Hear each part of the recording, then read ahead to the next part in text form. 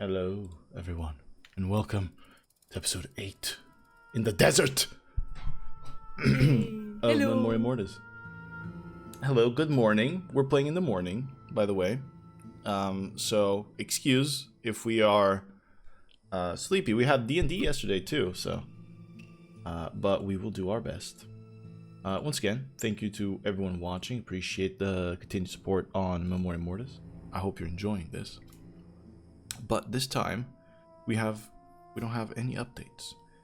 So I'll suggest that on this peaceful Sunday morning, we get into the world and the story with a quick little recap of what happened last time. So, on the last episode, a few things were revealed. Thing number one was that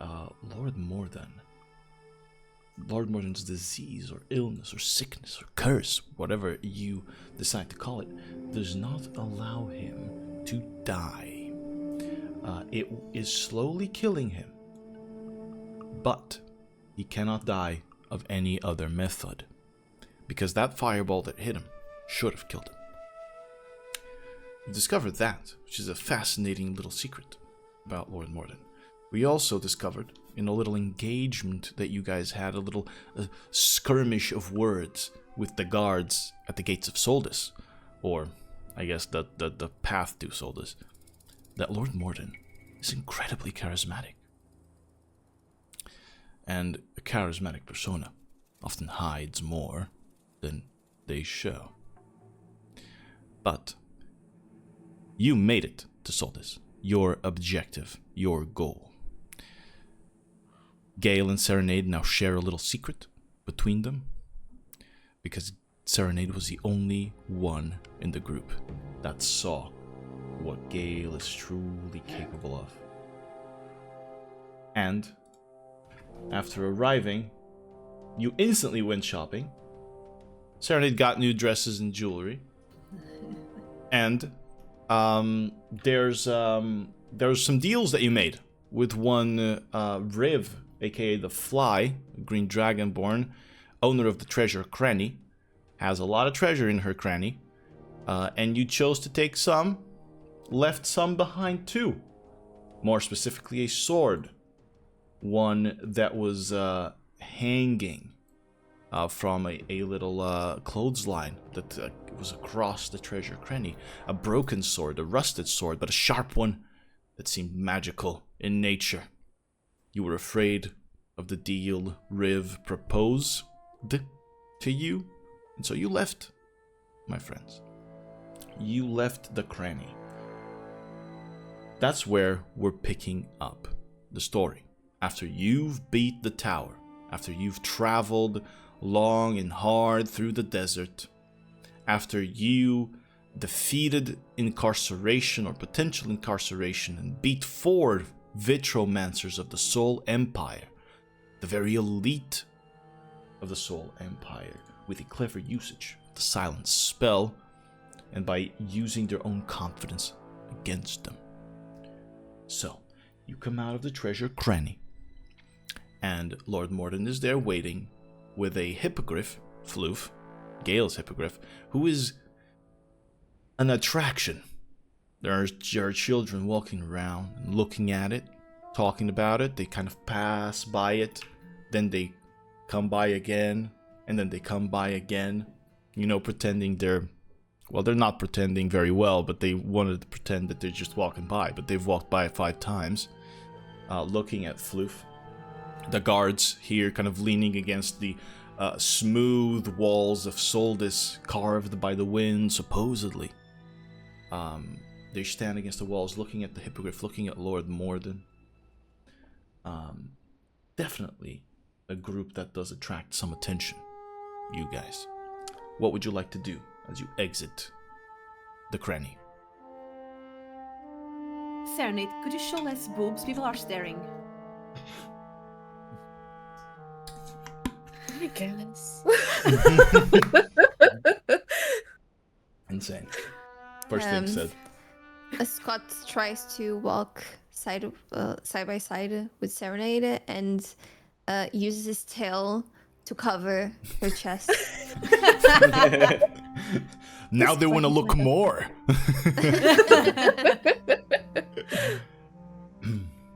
So, what's our plan? I think it was a bar, right? What What is this? Are we going to the graveyard? I'm Weekend thriller? I'm scratching Lord Morden's back. She's Guys, dancing. I'm scratching his floof. She's know what? dancing to Mikhail Jason's hit song. He's a great bard here. His hit song, High Intensity Story. Yeah. Right, the bar? I think so. Yeah, I think Lockhart Lockhart was war. dying for a drink. All right, or it is. two. We Or three. need the drink. Yeah, you guys deserve some celebration after what you've accomplished. So there are two options. Well, there are more options, but there are two big ones that you guys know here that aren't, necessarily shitty and that have actual space. You have the All Mother's Nursery, which is located on the eastern side of Soldis. You are currently on the western side of Soldis, and it is located on the kind of mid to upper levels. As to remind you and remind everyone, Soldis is built across this chasm, kind of this mountain that is split by the wind, has two sides and is kind of built in tunnels across the two cliff sides. So you have All Mother's Nursery, mid upper levels, eastern side, western side, bottom levels, which are often obviously darker. You have the All Mother's Grave. Which one's fancier? So what you would know is that Nursery is a more religious space as well. Grave is Grave is a darker spot. All the ne'er-do-wells, let's say, they hang out at the darker spot at the grave for sure. Sounds tempting. I vote grape. Yeah, same. Great. Grave. I'm not gonna get wasted at the religious bar. That's for sure. Gail I is don't not think going. we're the type to frequent that establishment. Gail's not going? No. Is there anywhere with books? Ooh, books, not a very common commodity here in Soldis. There are merchants who have books. Anything specific you're looking for? I wanted something about the god of death. Unfortunately, you're not going to find it here. This is too small to have something like that, and even in the Empire, that is probably going to be hard for you to find. But And the religious here, what do they the All Mother, devout? the All Mother Elif, goddess of the sun and life. Okay. Yeah. Even so, I'll stay outside with Floof. Floof. Gotcha. Understood. Well, you all enter the All Mother's grave, and as you descend through the western side, and everything gets progressively darker, so do the people's moods get progressively darker. They are more wary of you. They are also seemingly poorer in a sense. You see people with less flamboyant vestments here in the western side, specifically towards the bottom. The guards as well, some of them have drink in their hand, but they're still watchful, still vigilant. But you go down. And although I would love to add some incredible tavern music here to this place, this would not be appropriate for the place you're visiting, because as you enter the grave, even the tables, the walls, everything is kind of old. It is very old, and so the wood is darkened over time. It is kept very low lit. the people as you walk inside. First of all, it is spacious. It is conveniently spacious, but not too much. There seems to be kind of almost an intentional cramping of everything around you. Low lit, people drinking, not partying, not talking, drinking out of kind of almost this hate for themselves or the world or the circumstances that they're in. But there are patrons in here. There are patrons. The bartender or the person that seems to be watching over the inn is kind of sitting on a stool, like beside the counter, or just looking at everyone. And she's a human woman, old, very clearly grouchy as fuck. But you see kind of the spite in her eyes, as you know. There's a couple of humans and a dwarf drinking by one of the tables, and she's like fucking looking at them, you know, and just Like glaring at them. yeah, just very. You guys come in. She's so intently focused on that group, and she's like fucking. You can see her muttering something, but. You walk in, all three of you. Lord Morden is walking behind you, actually. He's leaving Gael alone. And you do, out of all of you, perhaps he's the one who would most enjoy a drink right now. He's limping behind you with his cane. And as soon as you guys walk in and you kind of gauge the environment, he's like, ugh. Nervously looking around. But you can pick a table and sit down and have drinks. Corner table, please. Yeah. Mm-hmm. You know, it's Lockhart always just mutters the to the choice. group. While they're alone, Lockhart just mutters to the group. What a great place for a party, lads, huh? Look, these are the kind of places that have the most character. And sometimes the most information. That is certainly true. And now that you mentioned that, Lord Morden's kind of gauging the room. The lady at the counter does not move. Someone else comes out of the kitchen to attend to you. So if you'd like drinks for everyone, I'll charge you around like a silver. And everyone gets around. Scott wants, bless you, wants milk. Breast milk. All right, good, great. Still a silver for all of you. You guys get some milk. Some sourness to the milk, by the way, Scott. Some slight sourness, just slight. A little chunky. Yeah, maybe just a little chunk at the bottom. You know, nothing that You see like Scott drinking and then like slightly gas a little bit. Ah, gross. You've got a strong stomach, I hope. Yeah. But it's not great milk. The drink though, hoo-wee, that shit'll wake you up. All right, that's what I'm talking about. It'll wake you up right before it puts you to sleep. It is the strong stuff. But here you are, All Mother's Grave.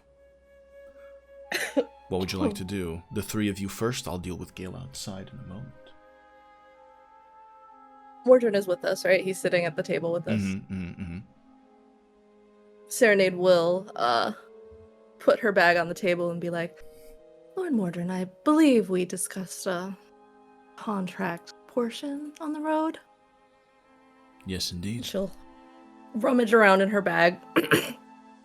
And as she pulls out like some papers, she will also potentially accidentally knock out like a pair of her underwear. Oh god. So they fall on the table. Accidentally. Eyes emoji.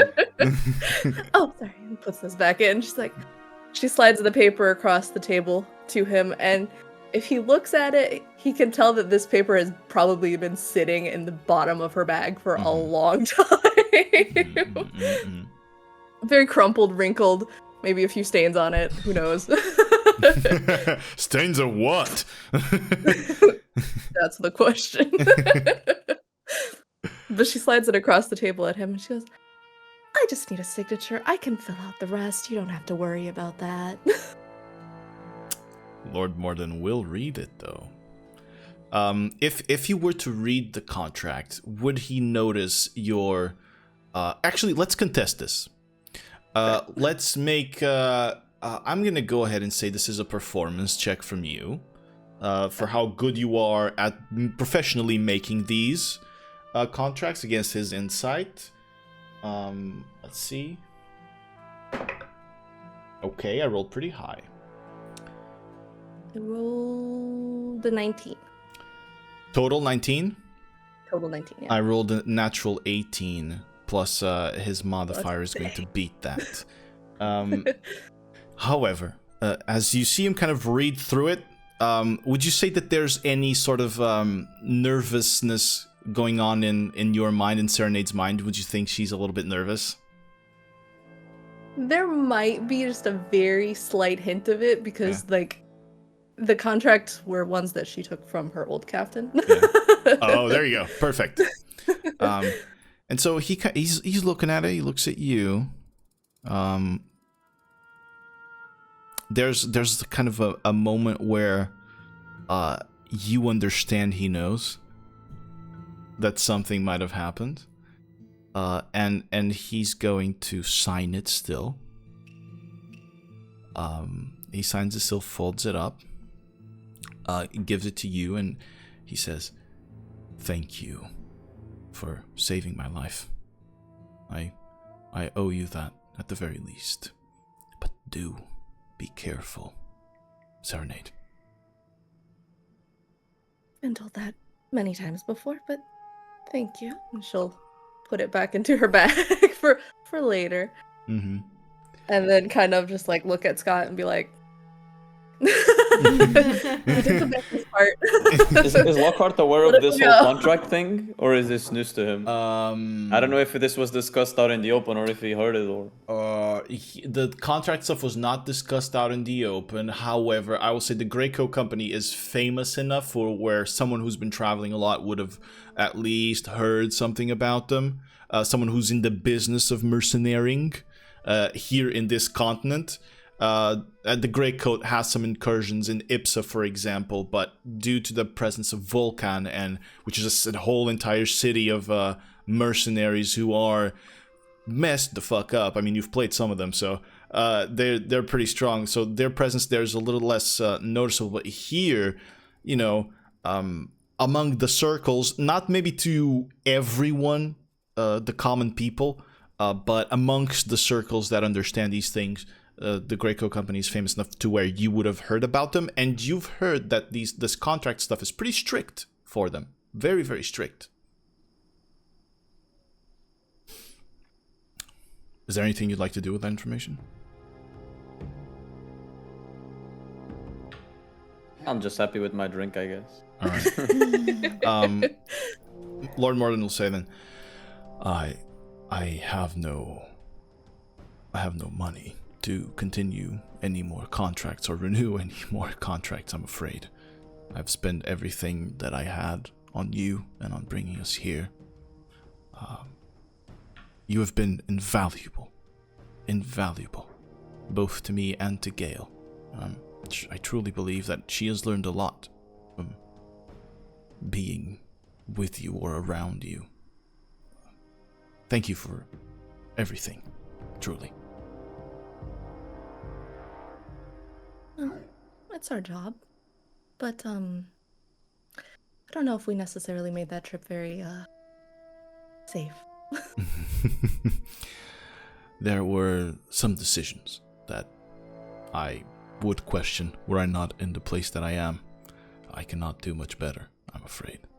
So, I believe that you all behaved expertly given the circumstances. And I'm surprised at the type of people that you are, but also the power that you command. Your cards, Serenade, a bag, Scott, things I've never seen, and you, Lockhart. there's a danger to your person. Violence that you've worked very little to hide. I am surprised, is all I mean to say, that you are in this business and you have not yet been picked up by someone else of higher status. That's first impressions. If you get to know me better, you know I'm actually a sweetheart. And he just keeps on drinking his little... I love Lockhart. At this point, kind of, you see some folks entering in, filtering into the tavern. You see a man, a woman, and another man. Kind of a long hair on one of the men. The other one has it's kind of tall, bearded, curly hair. But you sit down, and once again, kind of that kind of edge of this place, you know, kind of wafts through it. The smell of the alcohol, the smell of the people. It is kind of another moment for you to really consider where you are and kind of maybe doubt a little bit that Serenade had a good spot for for celebration, because you know everyone that walks in seems to be worse than the person that walked before. And I'm going to use that moment and transfer it over to Gael. Gael, you're outside, just as you see these three folks walking in. They, you do actually do that. Does Gael actually? But I'm with the hood. They can't see. Okay. I guess they smell funny. These three don't smell so bad as the rest of the place. But they do still smell a little bit of sweat. You're outside. What's your passive perception? It's very high. It's 20. 20 passive perception. You notice that on the tallest of the men, of the two men, that there's kind of a little hump on his back. He's cloaked, and there's like a little there's something salient on his back there. The cloak is not kind of quite covering very well. It's kind of, he got into something. There's a shape there in his back. You notice as he walks in, you wonder if that shit's some disease, or what exactly is on that man's back. Can I see it move? Ooh. roll a perception check. Yucky. That's low. That's 11. 11's enough for you to see it not move, at the very least, but you can't really understand what it is there. But they do side glance at the hippogriff. Not uncommon, right here where you are. But they do it. They do throw him a little, you know, as they walk in. But do I notice that if they are entering, you know, right after my group? They are not right after, but they did enter after. Not like it doesn't look like they were necessarily following. It's just they walked in after. But you don't know. I'll just I put myself a little bit more near the entrance. Okay. And keep an ear. Keep an ear. Fair enough. Outside, you know, what are you doing, Gael? What's going on through your mind? What's happening here? What's your goal with being outside? Gael is not very much the kind of person that drinks. Mm-hmm. She doesn't really like it. She was never used to drinking or anything, so she prefers to just stay outside, see the environment, see the city, get to know the city, and be with Floof, because I've seen that the eyes looking at him, so she's kind of concerned about. Yeah, they steal Floof. I mean, Floof's a hard thing to steal but definitely a concern here, especially around this place. People are not very good. And I mean, if Serenade and Scott and Lockhart have been through here, you certainly, part of you knows that this might share other people like them might share the same space. And I wanna look at people and try to hear or read their lips. Something about the seamstress. If I catch some information. All right. Now this is a more specific thing. You can read lips. Let's go ahead. Give me another perception check. Come on. That's better. 15. 15. All right. On a 15. First thing you know. I always forget to guide myself. You read lips. A lot of conversations about your hippogriff. A few folks consider stealing it. Then they think.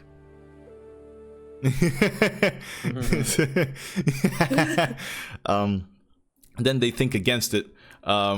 Despite your intimidating display there, they think against it, and you kind of read it that they're thinking that there's no way we can bring something like that. It's far too big, far too dangerous.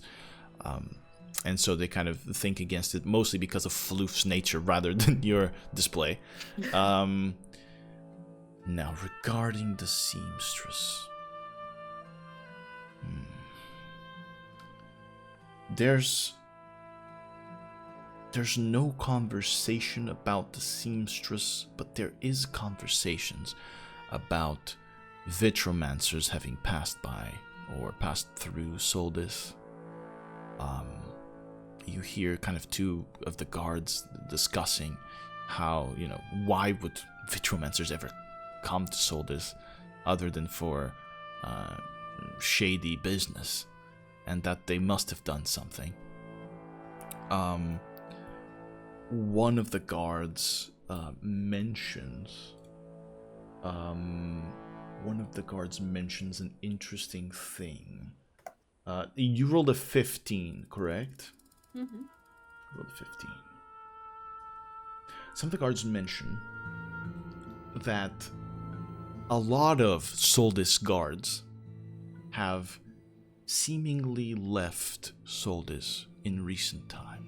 Like in a good amount, like a great exodus almost of Soldis guard. And a lot of these folks here have been replaced, and now it clicks.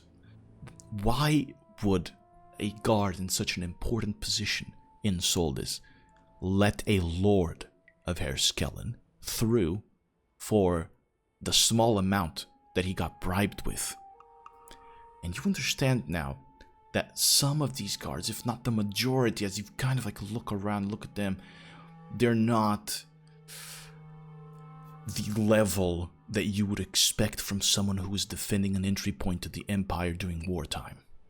The ones inside especially. Outside, they seemed a little bit well-trained, or more well-trained, toned physically. In here, not so much. So a lot of new people on the job, you conclude. They discuss why that would happen. Some of them say, maybe they were conscripted to the war. And the other one answers, no, they would never conscript from Soldis. There is greater strength within the Empire. Why here? Why would they need 20, 30 guards from Soldis? Right? That doesn't seem... And I mean, Gael is not an expert in war and this sort of thing, but something within Gael is. Something within Gael has seen war. And a lot of what they say makes sense. There is a curiosity about that. On a 15, however, you do not know anything else.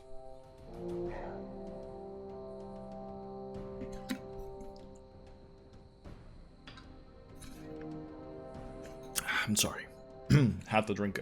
Take a sip of water. anything else that you would like Gael here outside? No, it was just knowing the city, see the places, see if there's anything interesting, or I don't know, a fucking castle where the seamstress might be.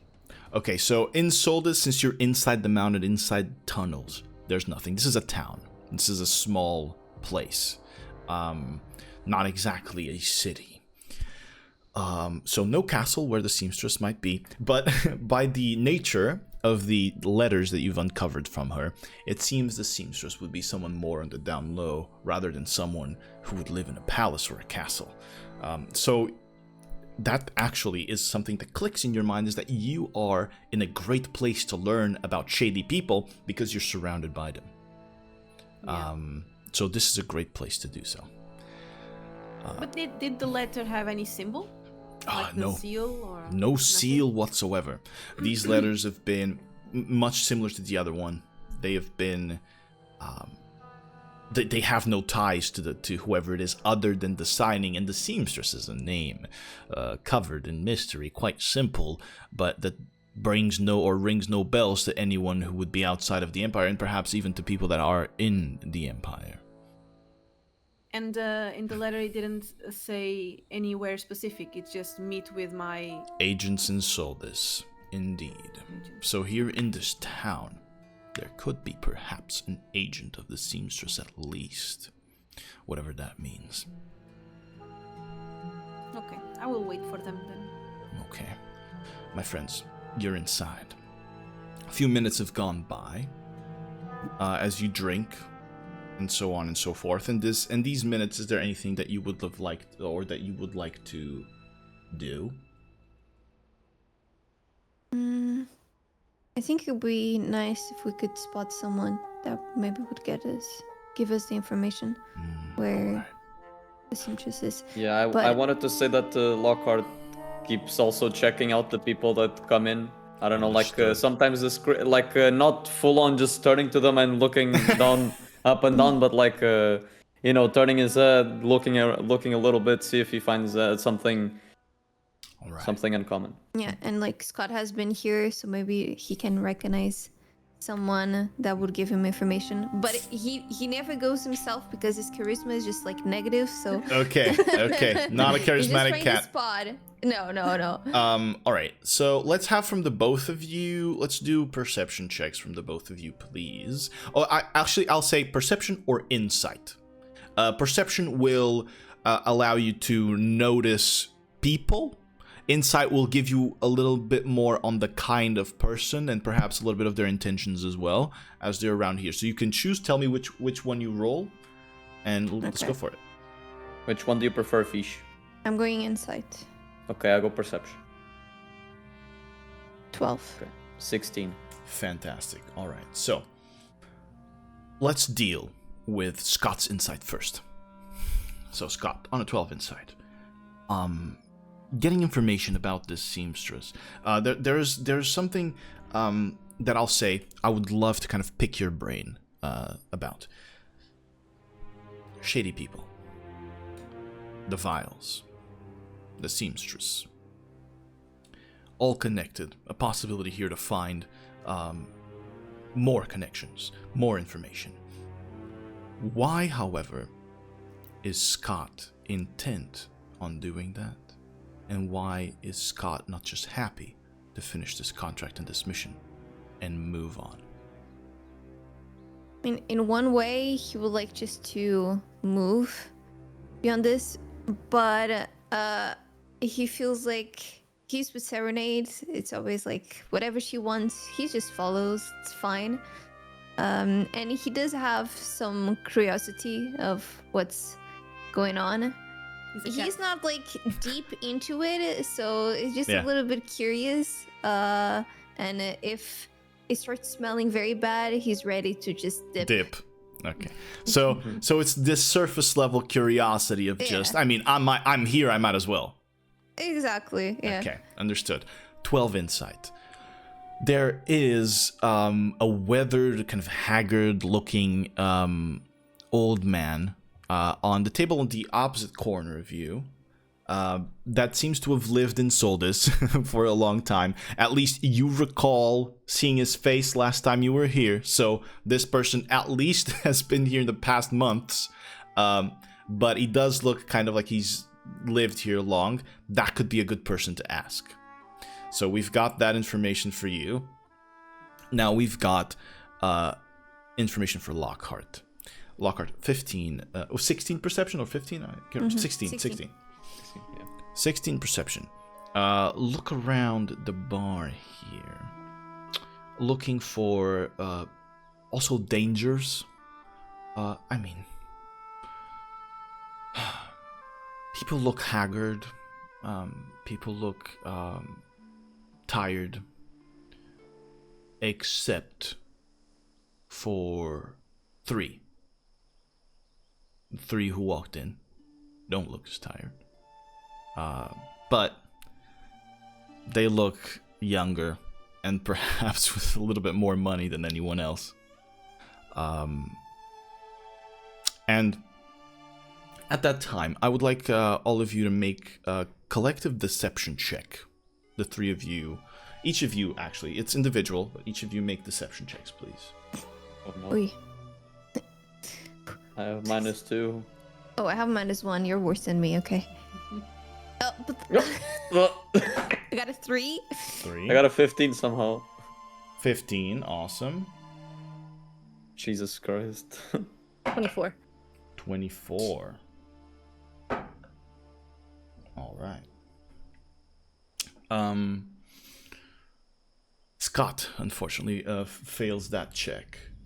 And those 3 individuals that have been here for, good enough time, drinking, talking to each other as well, they stand up and they approach your table.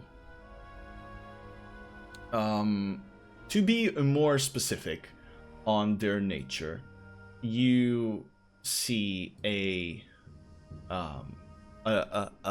tall man, very broad, bearded, curly hair, and that curly hair is all red, as is the beard, but the beard's like stained in gray already.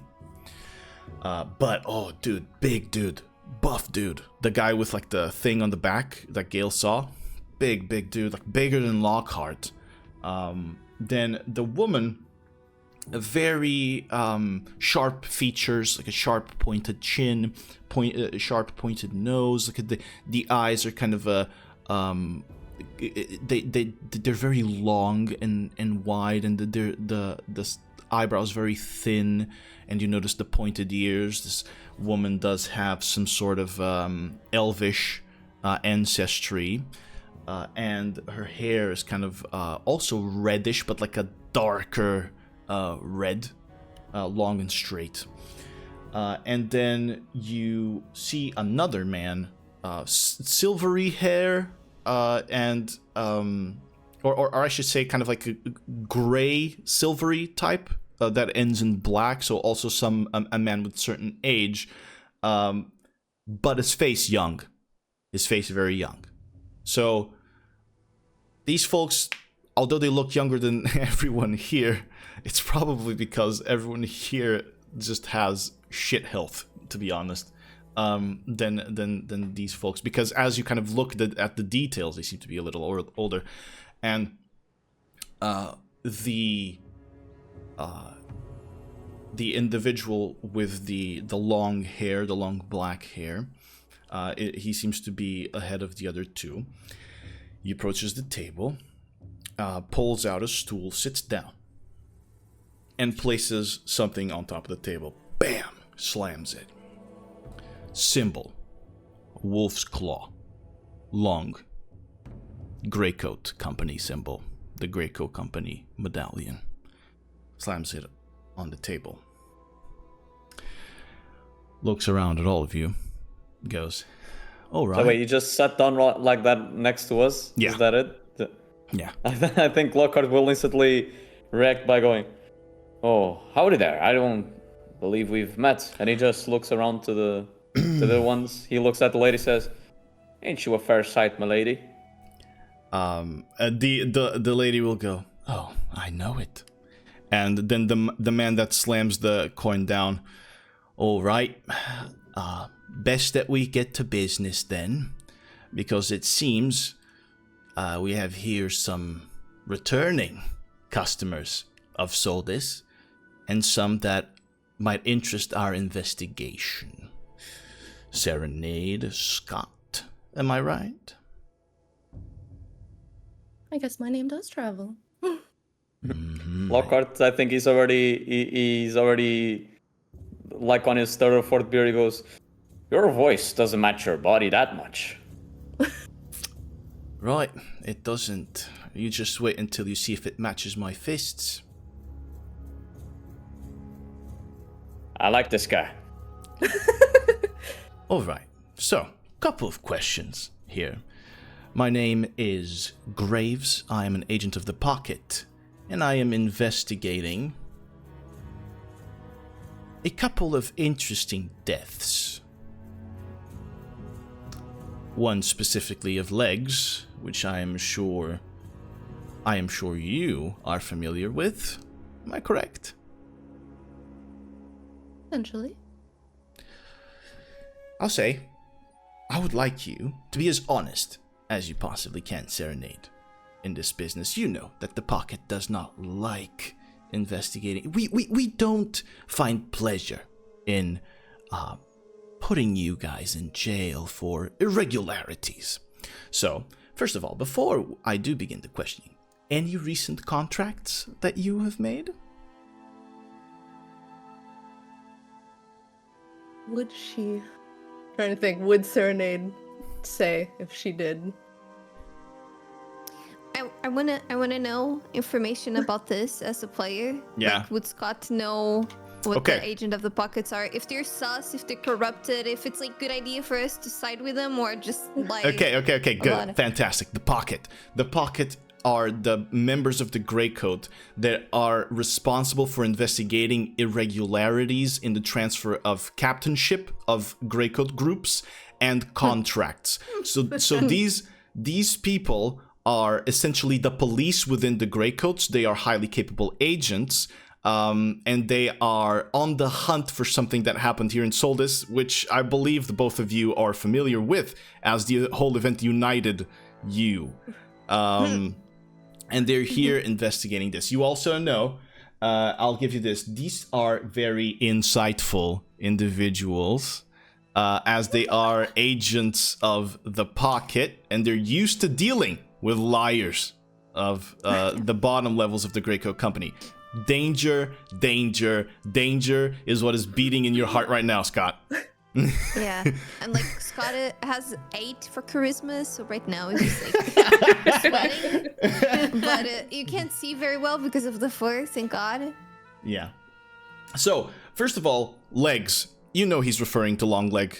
He's referring to Tamara Murphy, which was the captain that hired Serenade. So, Serenade, you're aware of that.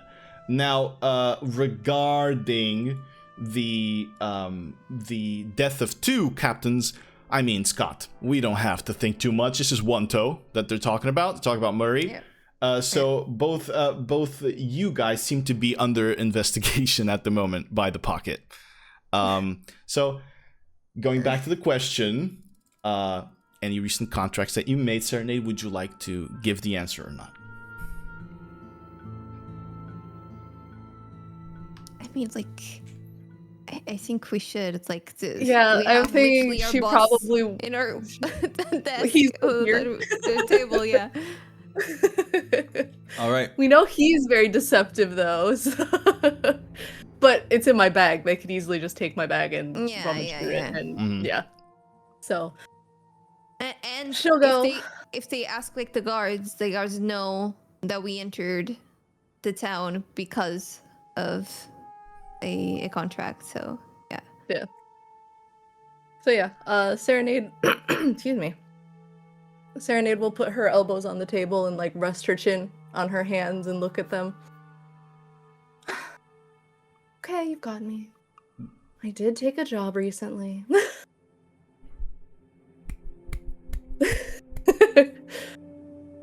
She finally reaches in her bag.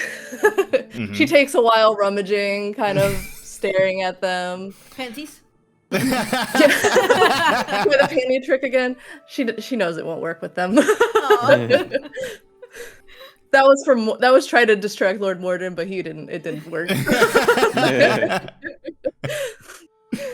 So she slides the contract across. Opens the contract. Contract is signed. So closes up the contract and goes. So, where is Wanto? Was I there for that? Or was that just Scott? You guys got together under Wanto. Yeah. I remember the one fell in the canyon. That was Longleg. That was your personal one, and then you joined up with Wanto after Longleg's death. You guys kind of had, a bunch of terrible events together, and one such event, I will remind you, was caused Wanto to drop you as underlings of his, as he was the captain. He dropped you, but Wanto has gone missing since, apparently. But he dropped you the last time that you saw him because of something that you did, which was the tower. It was you drew the tower with it. Yeah. Okay, I couldn't remember. Yeah, that was what happened. So, where is Wanto? Beats me. He was alive when I last saw him. Oh. Then what's this here? Why do you have a contract without a captain? Those were long legs. She's dead. I had nothing to do with it. She decided to make a daring move, and it didn't work out for her. So I've heard. But there's a couple of issues here. A couple of contractual, simple issues. First of all, you're not supposed to take contracts without a captain. Yet you did. Your captain is missing. Both one toe, possibly dead. Longleg dead for sure at the bottom of this very chasm. Jesus Christ. I don't know why it's deciding to blur. This is important. Okay, there you go. Longleg dead at the bottom of this chasm.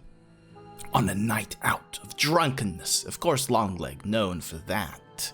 As far as we know, too. Quite suspicious. Quite suspicious death. You know her. She was always jumping everywhere. It was only a matter of time before she ended up, well, as she did. Have you recently, illegally, taken the title of captain? I don't like to call myself a captain, no. I just needed money. This kind gentleman was willing to provide it. A woman has to fund her needs. And one toe just dropped us completely. And we have to survive.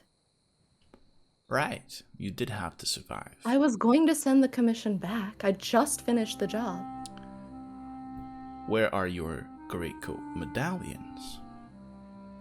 Well, mine is like always visible, so he can see it.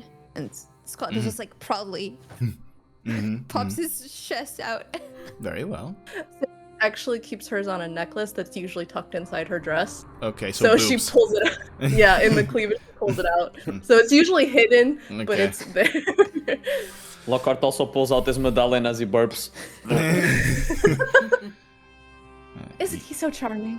Yeah, you keep great company. I know. All right. So do you. And he looks back. You see the big guy kind of step in front of the woman. Look you dead in the eye. Oh, I mean you too, mister. Oi. I should think so. And he looks at his muscles and he goes...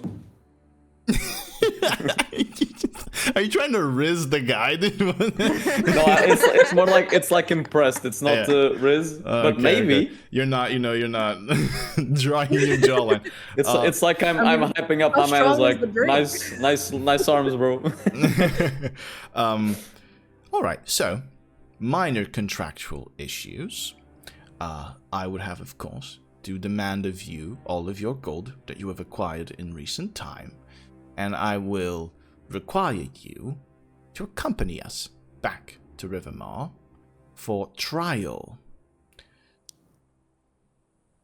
Unless, of course, you would like to have your trial right here, right now.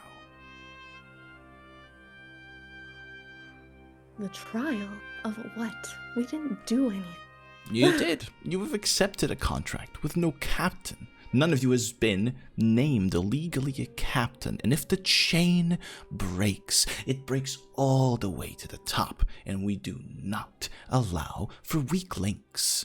I thought that was clear when you joined, but perhaps One Toe or Longleg were not smart enough to convey that to you, or you were not smart enough to understand it. We take it seriously, and you have the gall, the audacity to come here to the place where the death of one of your captains happened without even so much as an extra care, and even signing and accepting contracts here. You, my friends, need to be put into trial, as you are suspected of the murder of Longleg and One Toe. One Toe is dead? For all we know. But if you haven't found the body, we just know he's missing. And yet, you are under trial for Longleg and Murray's death. What if we can prove that it wasn't us By all and means. One Toe is guilty? By all means. How can you prove that?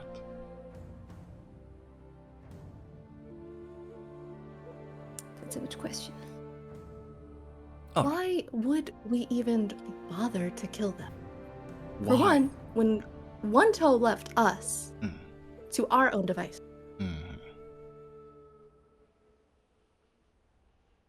what else were we supposed to do? How about report back to another Greycoat captain, or perhaps report back to Rivermore? That never occurred to you? So much work. It is, isn't it? Getting the money, why does it matter? And with everything that happened, and we just getting one dying and then the other one just dropping us, it just felt very, very unsafe, and we felt a bit betrayed in general. I feel so terribly sorry. You should. Both of you roll persuasion checks. This is not going to get you out of it. This is not going to get you out of it, but it might change the tone. Please. 21. 27. Ooh, huge, massive rolls. Damn. All right. So, as you say that, the woman kind of puts her hand on Graves' shoulder, and she goes, "Well, we do understand and we do feel for lost little sheep, but we are wolves, are we not? The Greycoats are wolves. We do not behave like scared little sheep. Look, we don't want this to become violent. There's no need for it. You will accompany us back into her skeleton, into Rivermar, and you will await trial there until we conclude this investigation, unless you have some specific information that might change our view of you, because thus far there is a breach of contract and 2 captains missing. That doesn't look good. You understand, surely. You too know that this does not make you look good. No matter how innocent you are, it is not our job to believe you. It is exactly the opposite of our job. We will not believe you. until you've shown us proof. Do you understand? What if I tell you that I know that one toe is responsible for Longleg's death? And as you say that, all of them kind of look at each other, and Graves goes, "That is new. All right. Explain." Okay, this is a player. I'm not 100% sure the things, but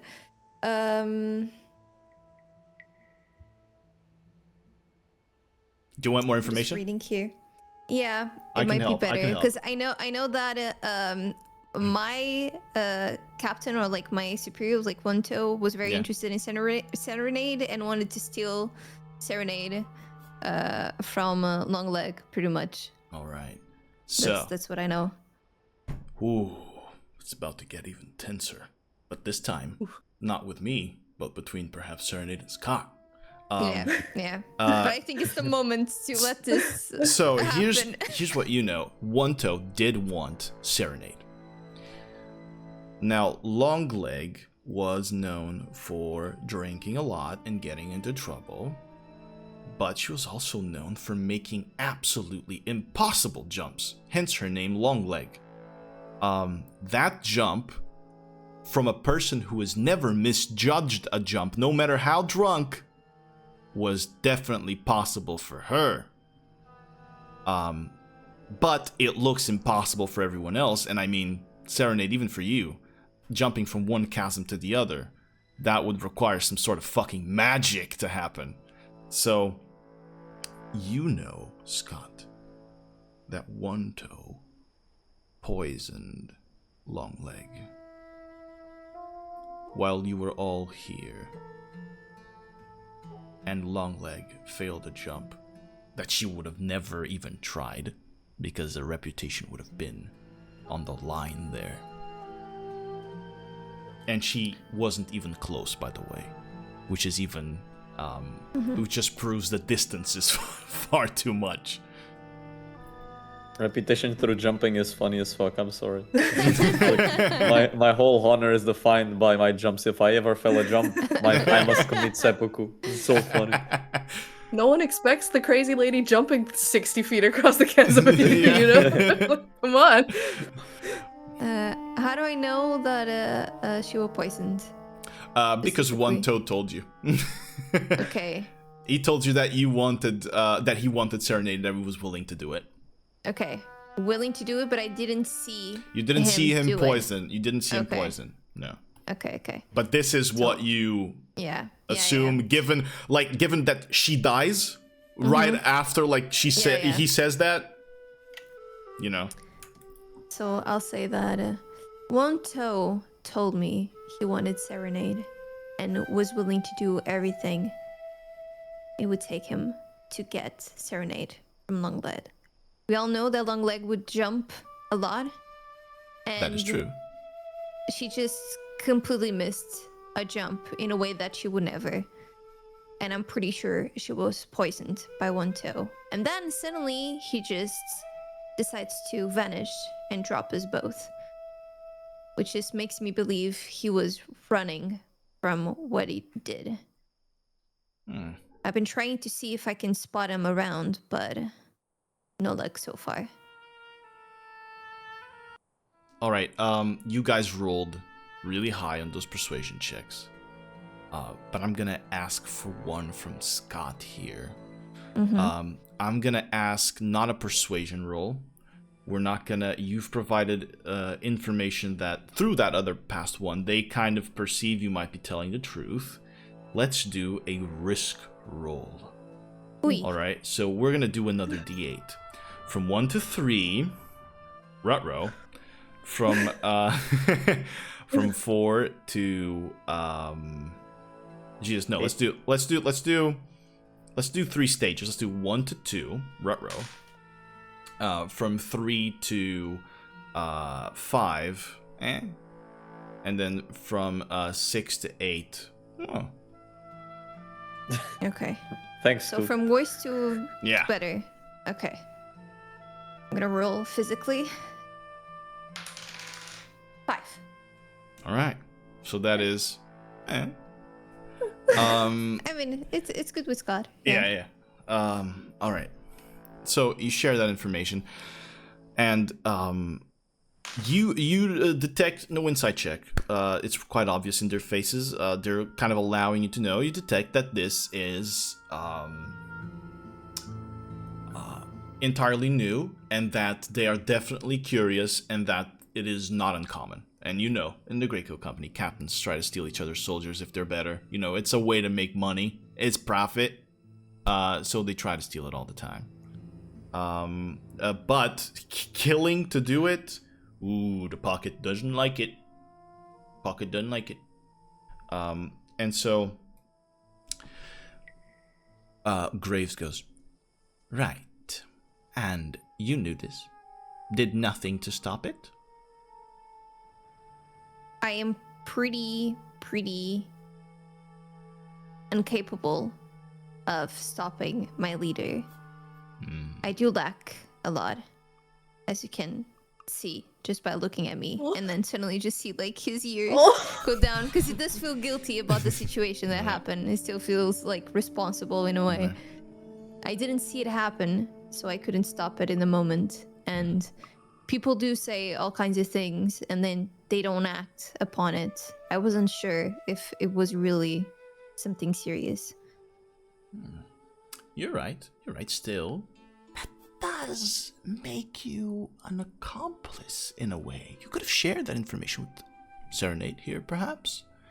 That your captain intended on killing hers. That would have been such honesty among your peers, that you would have shown such care, such concern, and yet you did not. Had you the intention, perhaps, of also having Serenade with you?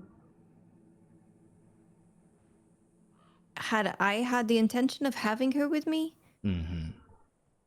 I'm not part of anything. Interesting. I always go where people will lead me, and the wind of it all. So you claim no responsibility. How convenient. No, I do feel guilty. I'm not responsible upon what happened, but I do feel guilty. I felt like if I had something and it wasn't going to happen, a bigger fight would have broken out, and more deaths, possible deaths, would show up. Fair. A fair assumption.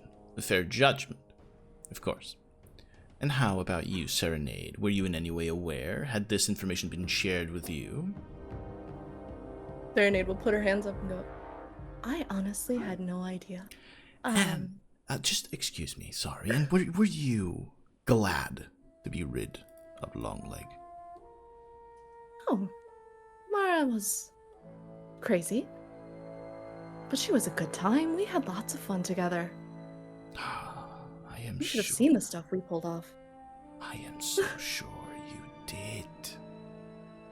But that brings me then to another question. And forgive me if I'm being thorough. So far, you have been anything but cordial, but I must do my job. And I'm sure you understand that, as you have been doing yours illegally. But I like to keep things by the book. And so, why do you think Wanto left you behind? Do not give me the I'm running, because up until then, we received contracts. We received information of his whereabouts, but after a certain event, or his last known location being Morgrand, we lost track of him, and we lost track of you until you so smartly returned here. So, why did he leave? He might have seen more than he could chew. Can be a little unstable. You betrayed him in some way? No. No. Here, allow me. And she'll reach into her little box and pull out her deck and Mm-hmm. spread it across the table, and she goes, "These might just look like cards, but well, a little bit cursed. And I am required to draw from these cards every day. And well, these two handsome gentlemen that are with me can attest to the fact that when I draw a certain one, bad things tend to happen. Completely out of my control, mind you. I have no choice in the matter. And I think it scared one toe. I know I'm beautiful, but you know, some men just can't handle all of this." I've seen better. Scott is like shocked Show at that me. answer. If you have, please, I would love to see her. Which card specifically did you draw? It's called the Tower. He looks at the display of cards. Where is it? Well, funny you should ask. On the way here, it came into my hand again. And, surprisingly, we all survived. That's why it took us so long to get here. Mm-hmm. But, once we've survived it, it goes away for a while. Convenient. Oh, you don't believe me? Here. And she'll grab a handful of cards. Is there a fire in the bar? Yeah. There'll be a hearth. She'll just throw them. She'll go to the hearth Yeah. and throw them into the fire. And say, "No, those are missing as well. Give it a few." And if they'll just sit there, she'll just sit there in silence, looking at them until the cards reappear on the on the table. They reappear. And yet, I see no tower. That one takes a little longer. Does it? You have mentioned these two gentlemen here, that they can attest to the events. Perhaps they can attest to your character as well. You, gentleman, that handles his drink so well, and he points at Lockhart. Do your companions here of travel, have they been fair in treating you? He was drinking while he was asking. Then he finishes, lets out a little burp, and he goes, "Look, I don't know what you've been seeing, but her, I haven't seen much better than that, sir." And then he stops for a while. He looks at both of them. They're pretty all right, I'd say. She did get us in a bit fair of shit along the way with her powers or whatever she's got going on. But I can attest to their competence. And he just goes back to his drink. Go ahead and roll He's gonna persuasion. pass out on the table. Go ahead and roll persuasion for me. I mean, you're pretty drunk. Would you allow Yeah, it to be like, at disadvantage? I'm just saying anything that comes to my mind. I'm not even like trying to. Okay. Yeah, it's a 10. 10, okay. Well, that was worse, actually. It would have been a natural one, because it's disadvantage, not advantage. Yeah. That would be a natural one. Hooey. Okay. Oh, no. Tell me something. Yeah. You as a DM, Mhm. tell me. What would be the time that Gael would think that they are taking too long? I'd say that you were listening in. They're loud. They are not afraid of anything going on in here. I think Lockhart is very loud Yeah. sometimes. Yeah. Do they have their badges? They slammed. you would- They slammed one No, but down. No, but when they walked in, if they Yeah. had it attached No. to the clothes. No. Okay. They have it hidden beneath their cloaks because they're here on the So I job. wouldn't know. Yeah, that's why they slammed it. They slammed one at the table before, so you guys would know that they're Greycoat. Okay. So if I'm hearing the conversation, or at least parts of it, Yeah. I know that they are in conversation with my group. Mm-hmm. I say when I see that the conversation is not going our way. It would be about now. Okay. I just want to enter, but being another table. I don't. Okay. I don't think Gail wants to mess with this. Okay. Just casually sitting down and asking for a glass of juice. Juice. They bring you something that looks like juice. Sure doesn't taste like it. I'll just keep it there. Just. All right. So you say your piece, Lockhart, and you see, kind of as you're talking, the guy's trying to get the smell of alcohol away from his nose as you're kind of like burping and talking into him, and there's spittle all over his face, and it's disgusting. And he goes, "You mean to say that a cripple and a drunk are good testaments to your character?" And Lord Morden here intervenes. "Forgive me, but I believe that my sickness has nothing to do with my ability to testify for my friends and for the people that I've contracted here. I am Lord Morden Sullen of Herr Skellen." And he produces something that he does not wear, a signet ring of his family, gives it to the pocket agent Graves, who grabs it, inspects it, gives it back. "And a lord of our good kingdom is dealing with potential murderers, And he goes, "Well, first of all, I was not informed of that. Second of all, merely made a contract with 3 mercenaries here. They delivered on their promise. Quite expertly, I must say." And pocket agent goes, "And did any of them, at any point, act as captain of the Greatcoat Company?" Ooh. This requires a roll. Lord Morden, let's go.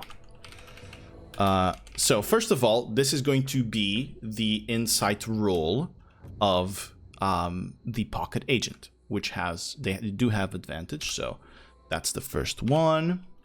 I could have just done 2d20, but here I am doing that. Okay, so a 12 plus, because they are very, very, very insightful indeed.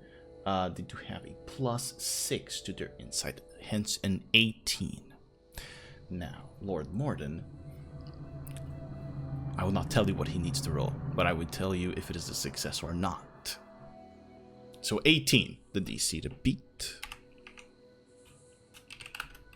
I'll roll for you guys to see. He beats it. And Lord Morden will say, "No, not at any point." And the guy, "And you did not consider perhaps that it was strange that 2 Greycoat agents were acting without a captain?" Lord Morden will say, "I must say I did. And it is on me that I did not report it, but I was in a bit of an emergency situation." "Oh, what kind?" Lord Morden,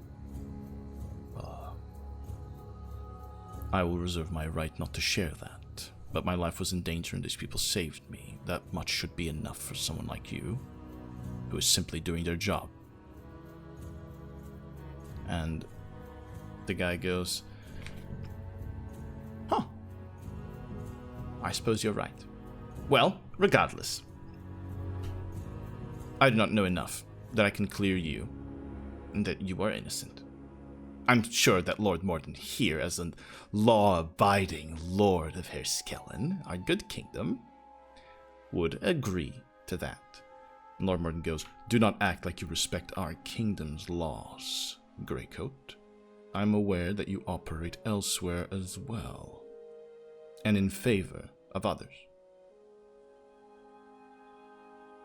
"Me? Little old me? No.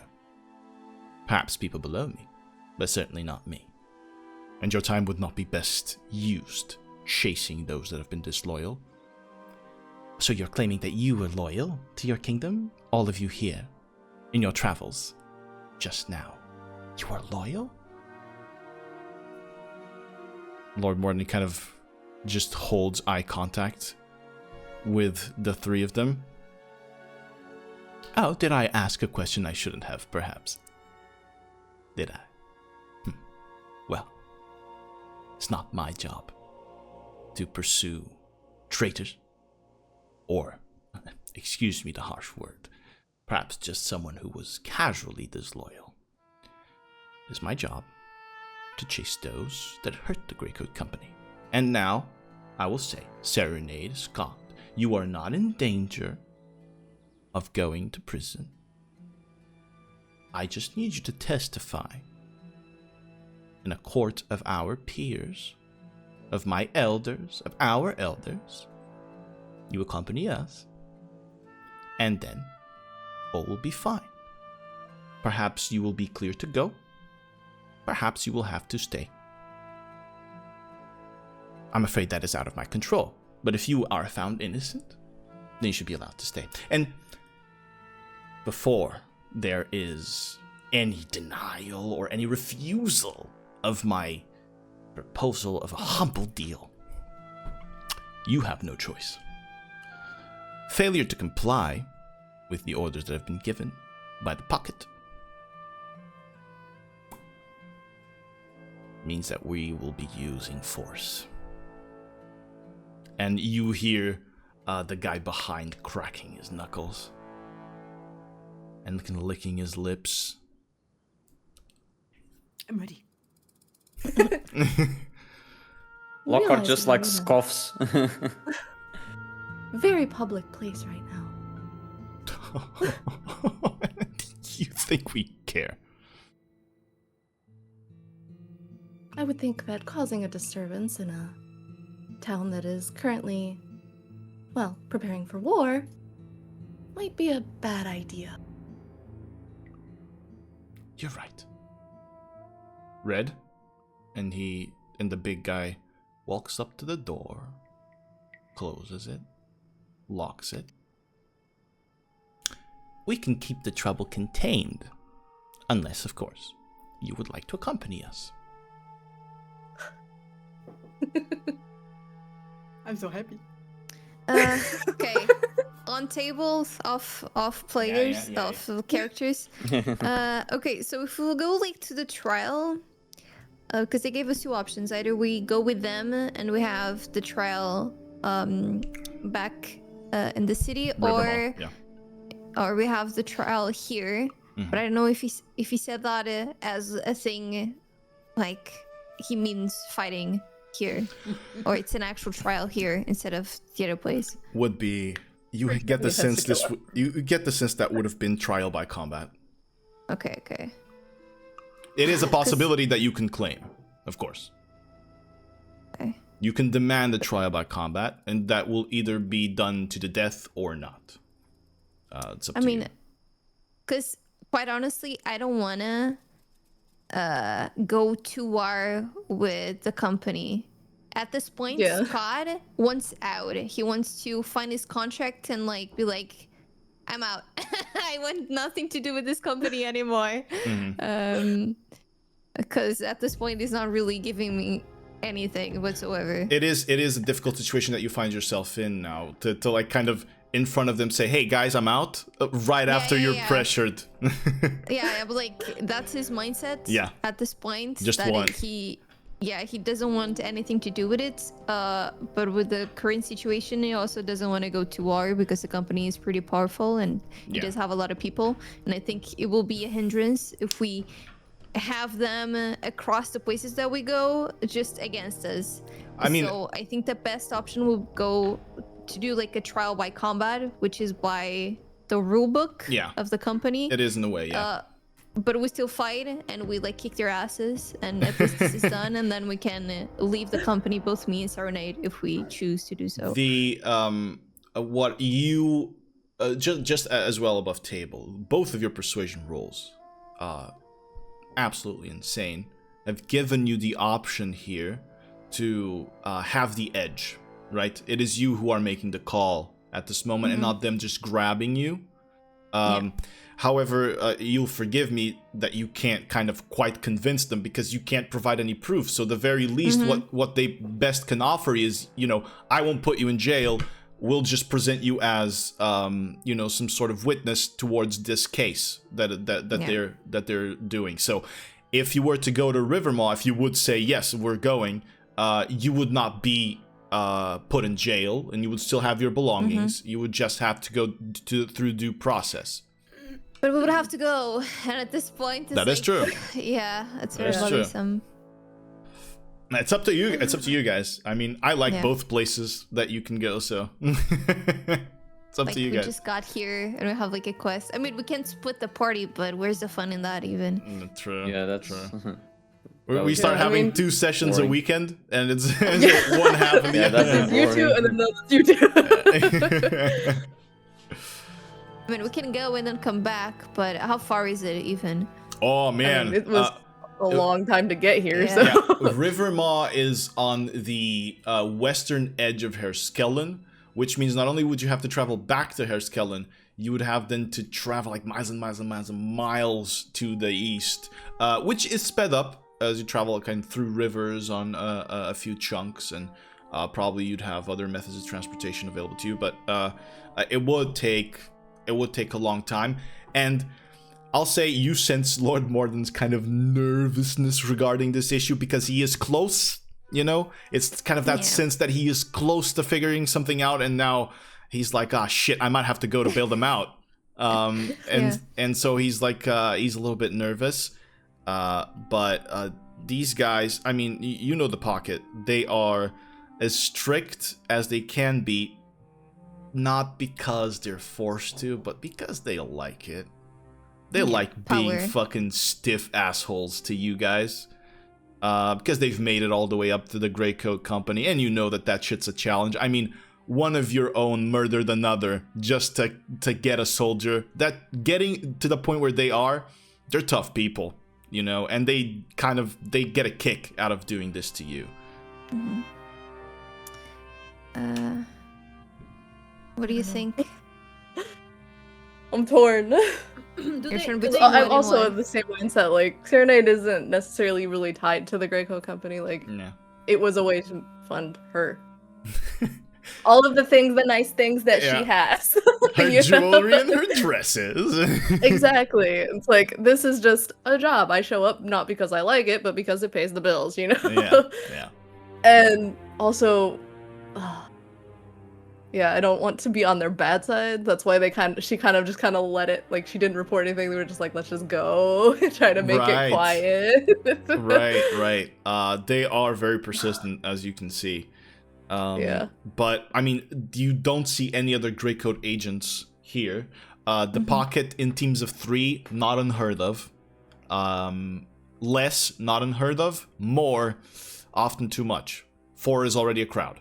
And traveling in groups of 2, 3, sometimes Pocket agents go alone, is often best for investigation purposes. And they also don't realize that Gael is with us right now. No. Gael has their backs. Like, she's facing their backs right now. A dagger to the back is possible at any point. Does Scott and Serenade know if the tribal combat is against these guys, or do they have some other people for the combat? I mean, by the way, they're suggesting no insight roll required for this. By the way, they're suggesting about, I mean, one of them's itching for a fight. They want to do it right now, right here, and put it over with, because they get paid at the end of investigation. And if you guys demand the trial by combat, high chance you don't just want to cooperate. And the Grey Coat Company has such a far reach that losing 2 isn't that big, especially 2 that aren't sending back contracts for, a few months now. This was like your first big one. I haven't sent anything back. So they're like more than glad to be rid of you if you're not making the money. I mean, obviously they don't know that Scott and Serenade are prime mercenaries that are capable of such great things. They just know that they haven't been making money. So either they make money, and to that they need a mental reset, which means traveling to Rivermaw and seeing the leadership, or they need to get beaten into the ground, gain some sense.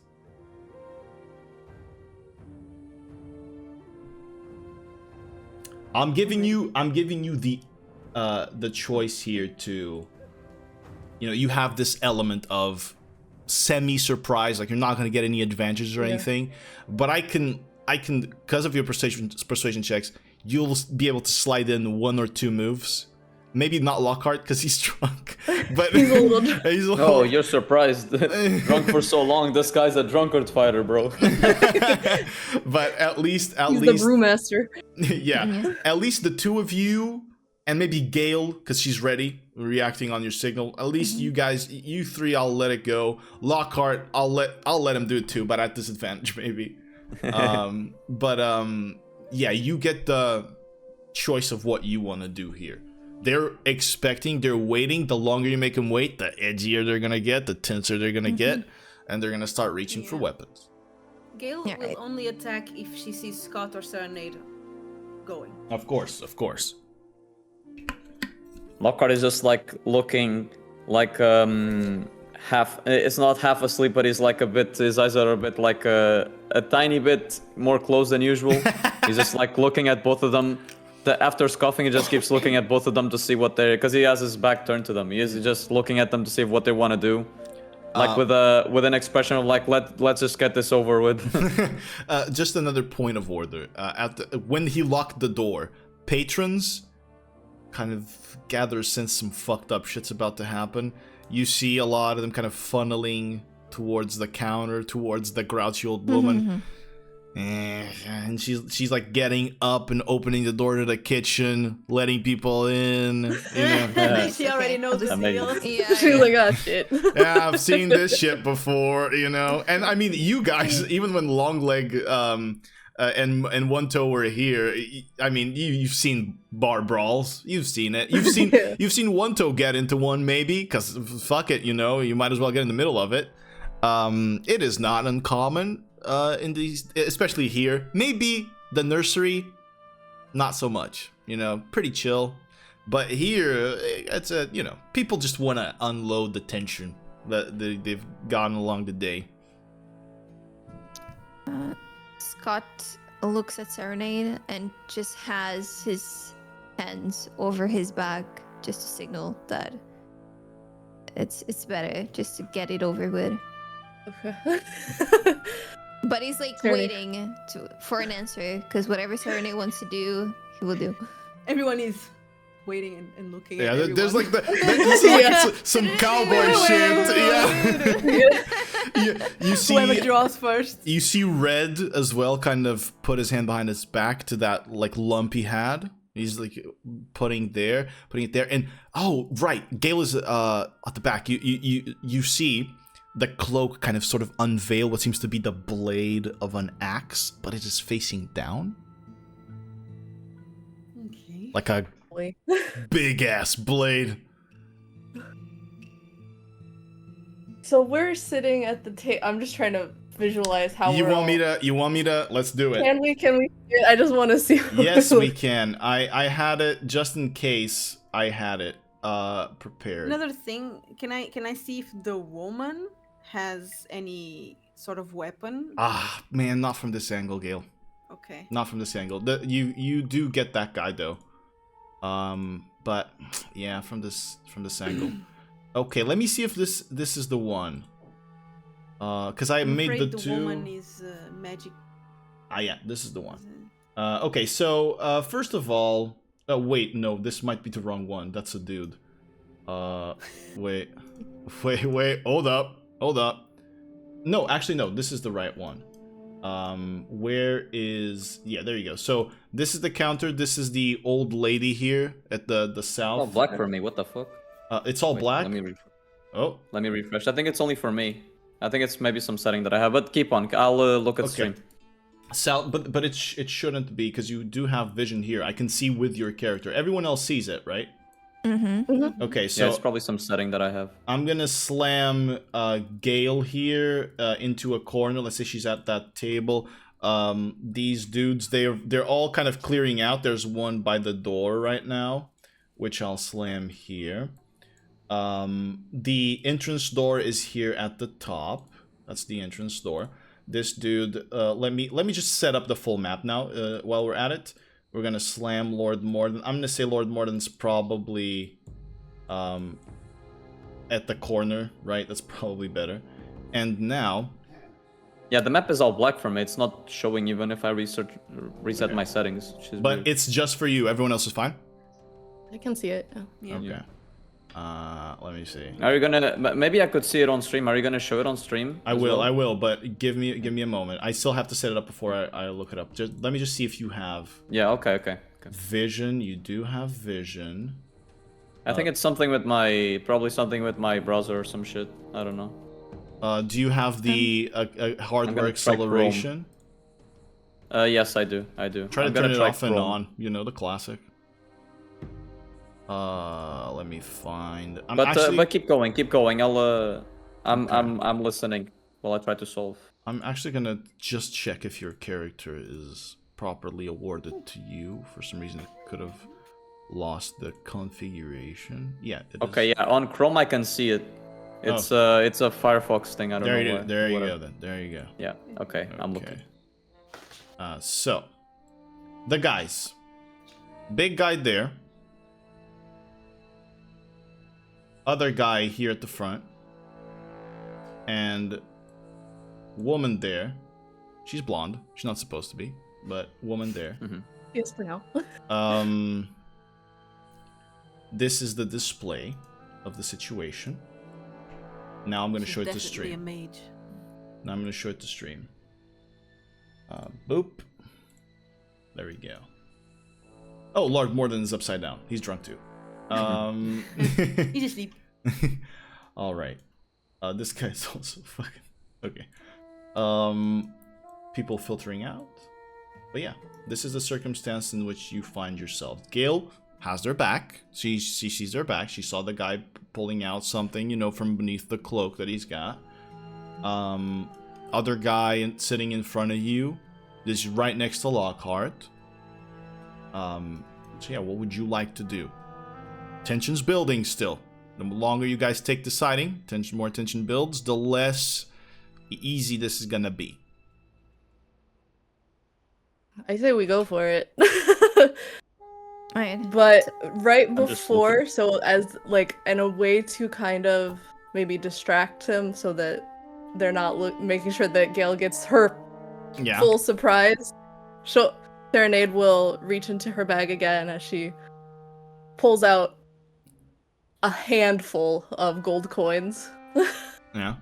Probably like a full, Yeah. like spilling out of her hand, and throws them across the table at the man that was talking to her, and he goes, "Are you sure we just can't make this disappear?"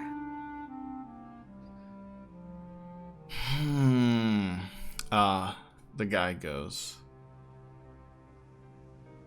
first of all, let me do something. Because I just noticed that I have the fucking stupid ass voice filter on and you guys don't hear some of the sounds, some of the sick sounds I make. The guy goes, Serenade, I have probably seen more money given to me for payment of my job than you have ever seen in your life. The pocket does not take bribes, and the pocket does not take bribery very nicely. This was the commission from the job anyways. And she'll look at Scott and nod. He's starting to get up. All right. Well, Scott goes, trial by combat then. And just like takes out a weapon from his bag. All right. Well, let's fucking do this. We'll say you're going to get an attack with that weapon at the very least. But to battle we go. Let's do this. Let's go to the classics.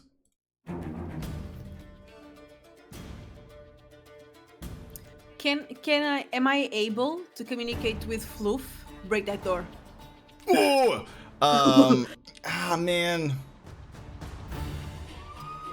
Give me a charisma check. Flat charisma. Yes, Scott. What time of the day is it? It's like...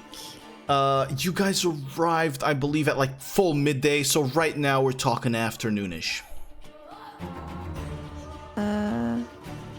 So the sun is still up. Sun's still up. Okay. This is relevant somehow, guys. It is. Probably it from is what he a just ver- pulled out of his bag.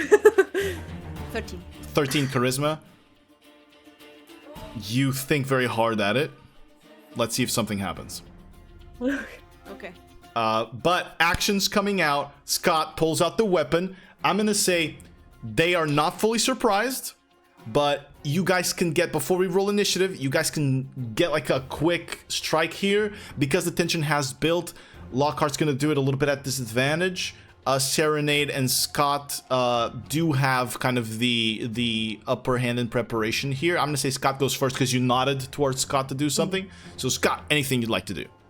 Yeah. So I got a evening star. I rolled a 15, which is a morning star made of a light black steel in which you can see the stars. Sweet. However, the weapon deals half damage during the day. That's why Fucking and double damage shit. as soon as the sun sets. Oh man. I was hopeful because we were drinking and I was saying, okay, I'm drinking, it's night, but no. Time has passed. Time has passed. Like, this is afternoon-ish, but the sun has not set yet. Yeah.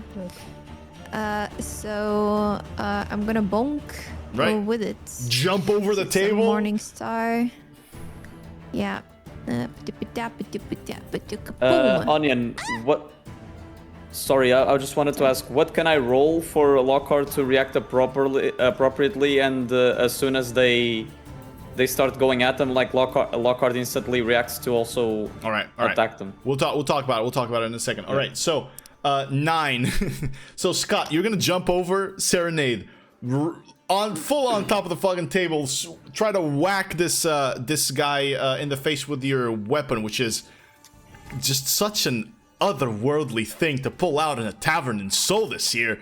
You pull it out of your bag, you whack at him, and the guy who was just getting up gets his hands up, and as you go through, he just rolls under it He's a monk. very easily, and he's gonna go, because the tension has built, my little pocket agent is gonna counter-strike this.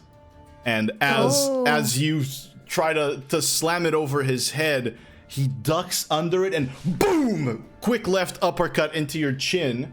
I hope. Let's see. You might I miss. hope not. You might miss.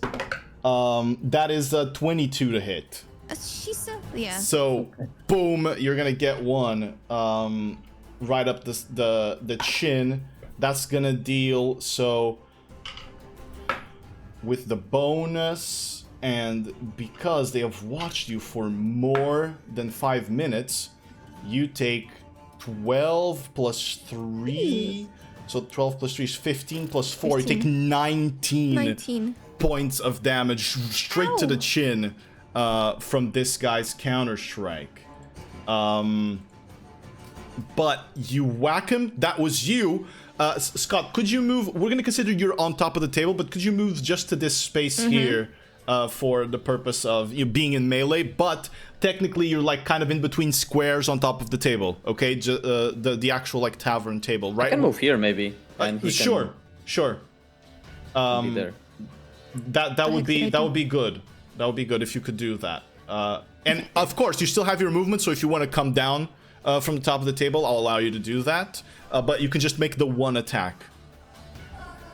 Do you want to come down from the table, or are you staying up? I want to stay up Okay. because I'm protecting the Lord behind me. And Fair. I hope that, I mean, obviously not in terms of roles, but in terms of role playing, that being in a higher place, my angle will be better for their heads. you know? Yes, it will be. It will be for sure. We'll consider that actually. Okay, so that was your mini surprise, Serenade. Your little mini surprise. What have you got? Mini surprise.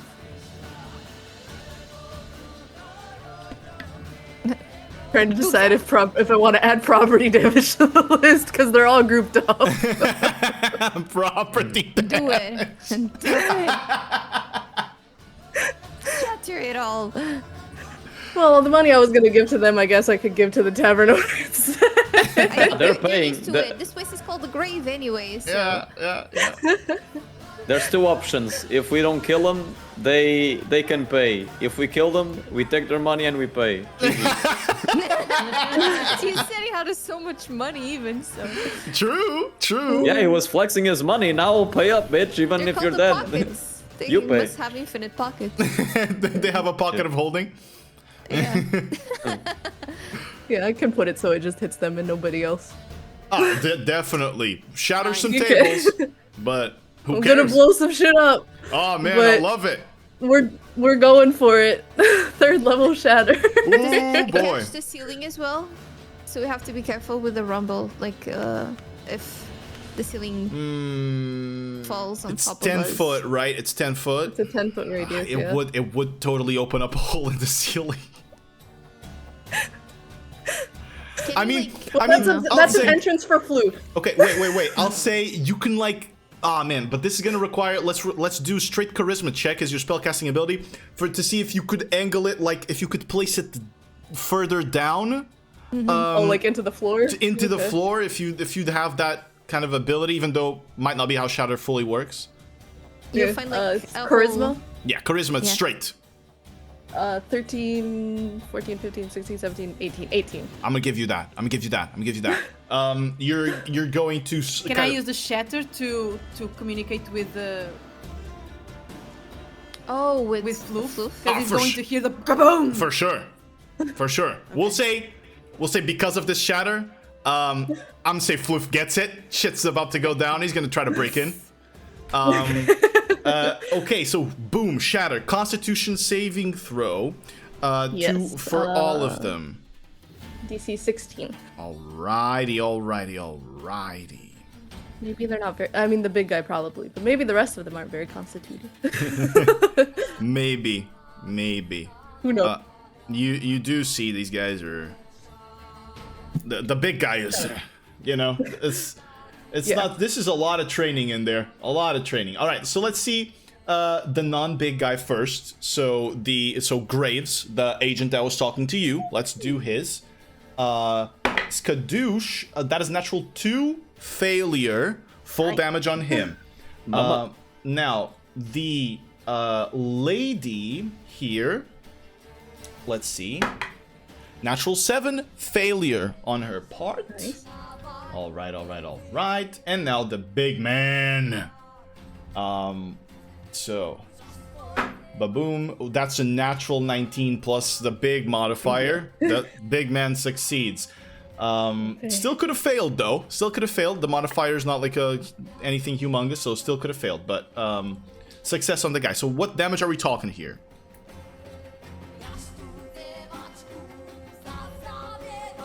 18 points of damage. 18 points of damage. So 18 points. Big guy takes half. So 9 points to big guy. 18 points to the lady. That's left her wounded. Wow. And 18 points to the other guy, to Graves, who failed. The explosion, the ceiling cracks in, or was supposed to crack in, but instead just wobbles. I'm sorry, I forgot. Just wobbles. Floor, tables, wood, splinters everywhere, and they all just take it. You see both the lady and Graves kind of they swing with it, and their bodies like immediately bruised, especially hers, like bruising, blood coming out of her ears. They're kind of even a little bit stunned by it, but they're fighters. They're picking up. Excellent use of shatter. I'll say you still have well, actually no, because of how this surprise round is working. You're not gonna have the bonus action for this. We're gonna handle Lockhart before we go to Gael. So Lockhart, drunk. I know you're doing it for RP reasons, but we gotta respect the RP. For you to have the presence of mind to clear disadvantage, I will give you a wisdom saving throw. You will have to beat, to clear disadvantage, you will have to beat, I'm gonna call it a 13. Okay. Straight wisdom, right? Straight wisdom saving throw. For For how many you said? You need to beat a 13. Natural 1 for this. Awful. Oh boy. Not only am I gonna give you disadvantage, I'm gonna give you a -5 to your attack roll. Yikes. All right, let's do that. All right. Well, to all attack rolls or only one attack roll? You're only gonna get one. Okay, one. Yeah. All right. I'll say Lockhart, like he, when Scott jumps over the table, he's finishing up his drink, and then as soon as he hears the shatters, he also like throws his drink down, shatters the glass, and he just goes on, grabs his sword and starts. Let's see what he does. He's just waving it. fucking. Yeah, he'll go. Let's say since he's a little bit drunk, he's gonna use his offhand weapon, like his normal scimitar with his bonus action to attack. Then Disadvantage. Yeah, but he's gonna run through the guy and try to position himself here in the middle of them three. That I'll allow you to do. You'll stumble your way through it, but I'll allow you. Yeah, I'll try to like this is because I can cross because I'm getting blocked, but like I'm trying to get between them and like as I slice the guy with his fists with the fists up. Let's go. Disadvantage -5. If you hit this, you're a god. You're god. Okay. Roll a 20. The trunk. So this is the bonus action with one attack. Did I have 3 sim? Okay, it's this. Oh wait, this is. I didn't roll. I had to roll another. Yeah. Okay, 10. Yeah, 10. Dude. Man. That would have been so good. Double-edged sword. I wanted the god drunken Lockhart to just fucking. All right. Well, you miss, unfortunately. The guy just kind of ducks, but he doesn't have the reaction anymore because he used it to clock could Scott. I move? Could I move? Of course, yeah. You can move. You can move. Sorry. Can I want to step back a little bit away from. Okay. Yeah. So wait, Onion. So only the first attack has disadvantage. So I can like kind of lock in now a little bit, or is it for the rest of the round? You're gonna lock in for the next one. Just this surprise. Okay, I just wanted to see what I would do for RP reasons. Okay. You're gonna lock it in. You're gonna lock it in. I feel the attack trying to get through him. He ducks under and like I'm kind of stumbling a little bit. Lockhart turns out a bit embarrassed. he kind of puts himself for a little bit and says, sorry, not my best performance. And as he ducks down, he grabs his other sword with his other hand and he slices at him again. You're not gonna make more attacks right now. Just the one. You just had one. And it's just a mini surprise is what we're doing. It's not a full round. You don't get bonus action or anything, just the one attack and the movement. Okay, I thought it was a full round. Okay, never mind. But I'm gonna stand there. All right. We bring us to Gael. Gael, all the hell is breaking loose in this tavern. What are you gonna do? Oh my god. We're not killing them. Please remember.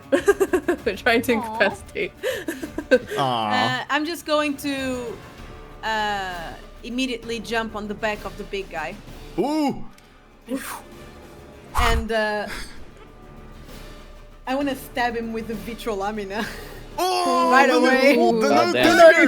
The most damage I can deal. Okay. If you stand on the broken tables and shit that just happened with the shadow, you can get flanking on him, advantage, and thus sneak attack. Okay. Yes. I would have the sneak attack either way. Because, yeah, he is threatened by Lockhart. But the advantage is always good. Yeah. Okay. Let's see. 6 + 8. Okay. 24. 24 hits. Yes. Go ahead. Okay, so sneak attack and a bajillion damage.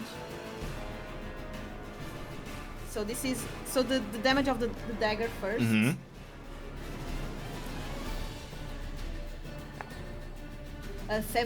Seven plus, and I will make it shatter. Yeah. Understood. +6. +6. And then sneak attack 6. 6 more from sneak attack. Yes. Okay. And then I'll do the Wills from the Grave 2. to the woman. The woman. All right. Roll. And it's another 1d6. And I am able. It's 3. Okay. And Scott heals for 6. Oh, Let's thank go. you. Awesome. And Scott and Lockhart see for the first time the pale green going to Scott. Sick. And that was my attack. All right. So, Gael coming out of the other table stabs the guy in the back. It's kind of right where I didn't use my bonus action because it's only one attack. Yeah, you Because did not. I could have used the. Not here, not in this mini surprise. You slam the dagger into his back, and as you do, the blade is glowing, and you twist the handle, and the glass shatters inside it. And just as you do that, as you kind of pull out the handle, as the wound is bleeding out, the guy complains, whines about the wound. That pale green comes out. Yeah? Sorry, it's 6 plus 4, the healing. Oh, there you go. It's double the damage plus my charisma modifier. So 10. Okay, so 4 more. 10 healing, Nice. 4 more. So the soul comes out, and you, if you were able, and you are, because you're above Scott standing on the table, you see Gail's eyes glow in that green mist as she kind of splits away part of the soul and sends it over to both you and the woman. And as it reaches into her, you hear a scream, kind of flaring, or her whole body kind of tensing, and from the attack, and your wounds, that fucking bruise you just got in your jaw, healing back up a little bit. Initiative, my friends. Let's roll it. Let's go. Natural 1. Ooh-wee. Ooh, 16 for me. All right, 16 for Scat, 11 for me.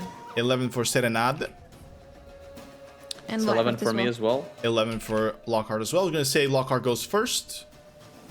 Unless you guys would like to Probably more agree dice. otherwise, of course. Gale was I natural mean, 1. I think Lockhart can go first. Natural 1 for a 5. For a 5, of course. Okay, natural 1 for a 5. Let's do Morden. Natural 2 for a little bit under 0. So he's going to be at 0. Morden. Go ahead, roll for Floof, if you could. Well, at least we know they can't kill Morden right now. Right. Dirty 20 for Floof. Oh, my man Floof. Nice. Okay, let me add Floof here. That 20, very dirty, full of feathers. Let Maybe me some pellets. and some Hippogriff's poop pellets. some poop pellets.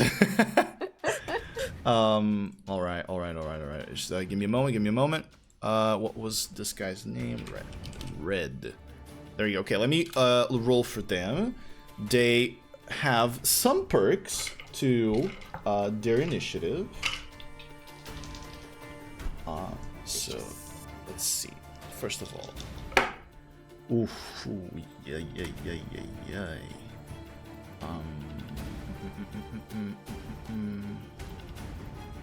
Okay. What's Floof's dex?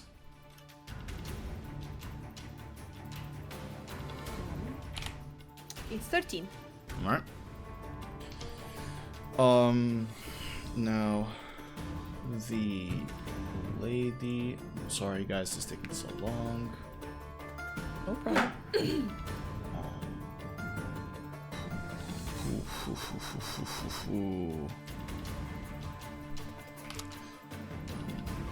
And now Graves.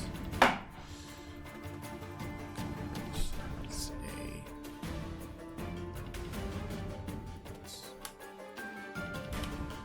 Okay.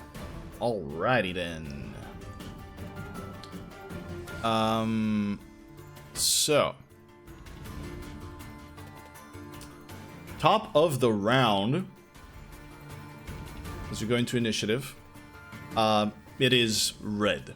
He was reaching out behind his back. Big, muscular dude, big beard, red hair, graying on the beard. Takes out from his back an axe that is folded, and as he pulls it out, it clicks into place, kind of like a bloodborne weapon. Just clicks into place. You see him kind of get real fucking angry. And what he's gonna do here, he can make those 2 attacks. He's gonna do it.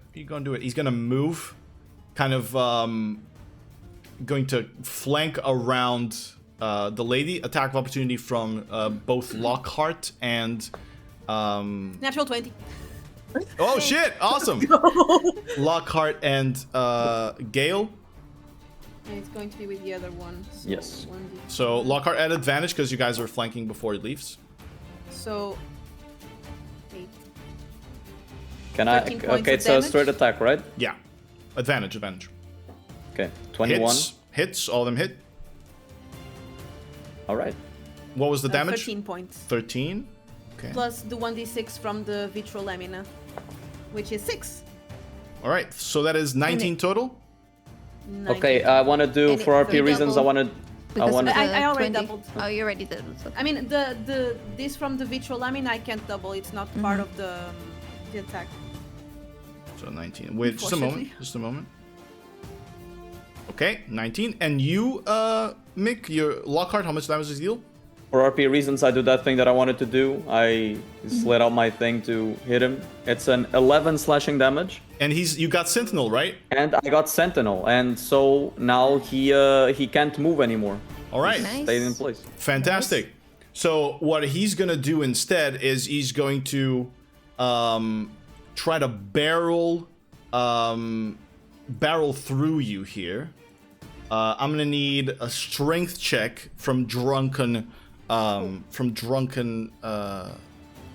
Lockhart. So we're gonna do athletics, actually, full athletics.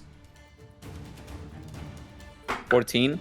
Ooh boy, that is a 15 from him. Ah, All right, he's gonna barrel through you and kind of shove you back into the table, kind of just put himself in between you. So you're gonna move here, in between you and. But he can't move though. He's Because does that require movement? The His center. move speed becomes 0.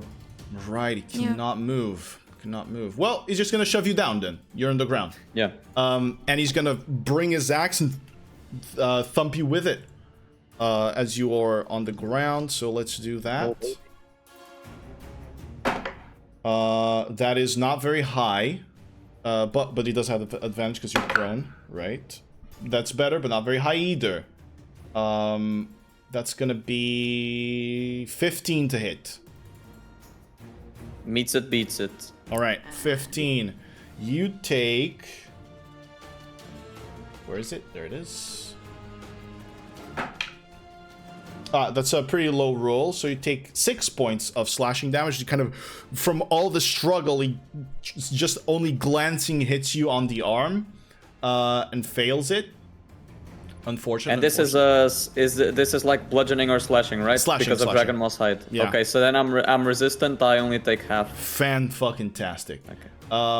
That is almost gonna be his turn.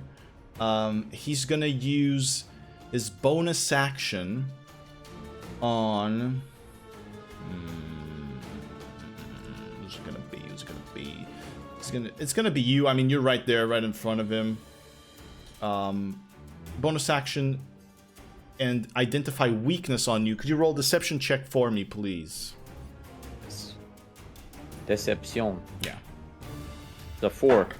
Natural 20. All right. So now automatically, this individual has advantage on all attack rolls against you, as he is for 1 minute, as he's identified your weakness. All right, but he's there, standing, big guy, took large hits though, wounded deeply. All right, well done, guys. Well done. Next up, we have got our legend Floof, who's trying to break through the door. So breaking through the door, old door, Does he want to attack it? Does he want to just shove into it? Just. Boom. If he shoves, he might break Serenade. I mean, I'm not by the door. I'm like, I'm next beside it. I'm not in front of it. So. Yeah. Serenade, could you please open the door for Floof? I mean, I imagine him just scratching the door, just go full in with his paws. Like the cat. Like a Let cat. me in. Okay, so you want to attack it rather than push into it? I think so. All right, roll an attack for Floofy.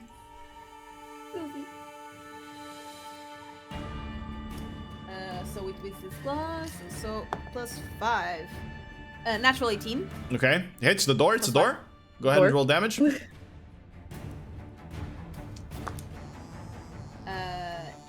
11. 11 slashing. In one turn, that's gonna break this fucking old door. That's for sure. Or Floof just scratches forward with his legs, his front talons. Serenade, from your side, splinters, talons, and then Floof kind of squeezing in, kind of bending his wings, trying to get through. He's such a good boy. He currently does not have space to fit in there because she's there. Serenade is there, but he's doing his best. He's there. He broke the door, but he can't really fit. Needs a little bit more. But at least, you know, maybe if Serenade moves next turn, maybe you can squeeze on through easily. Okay. All right.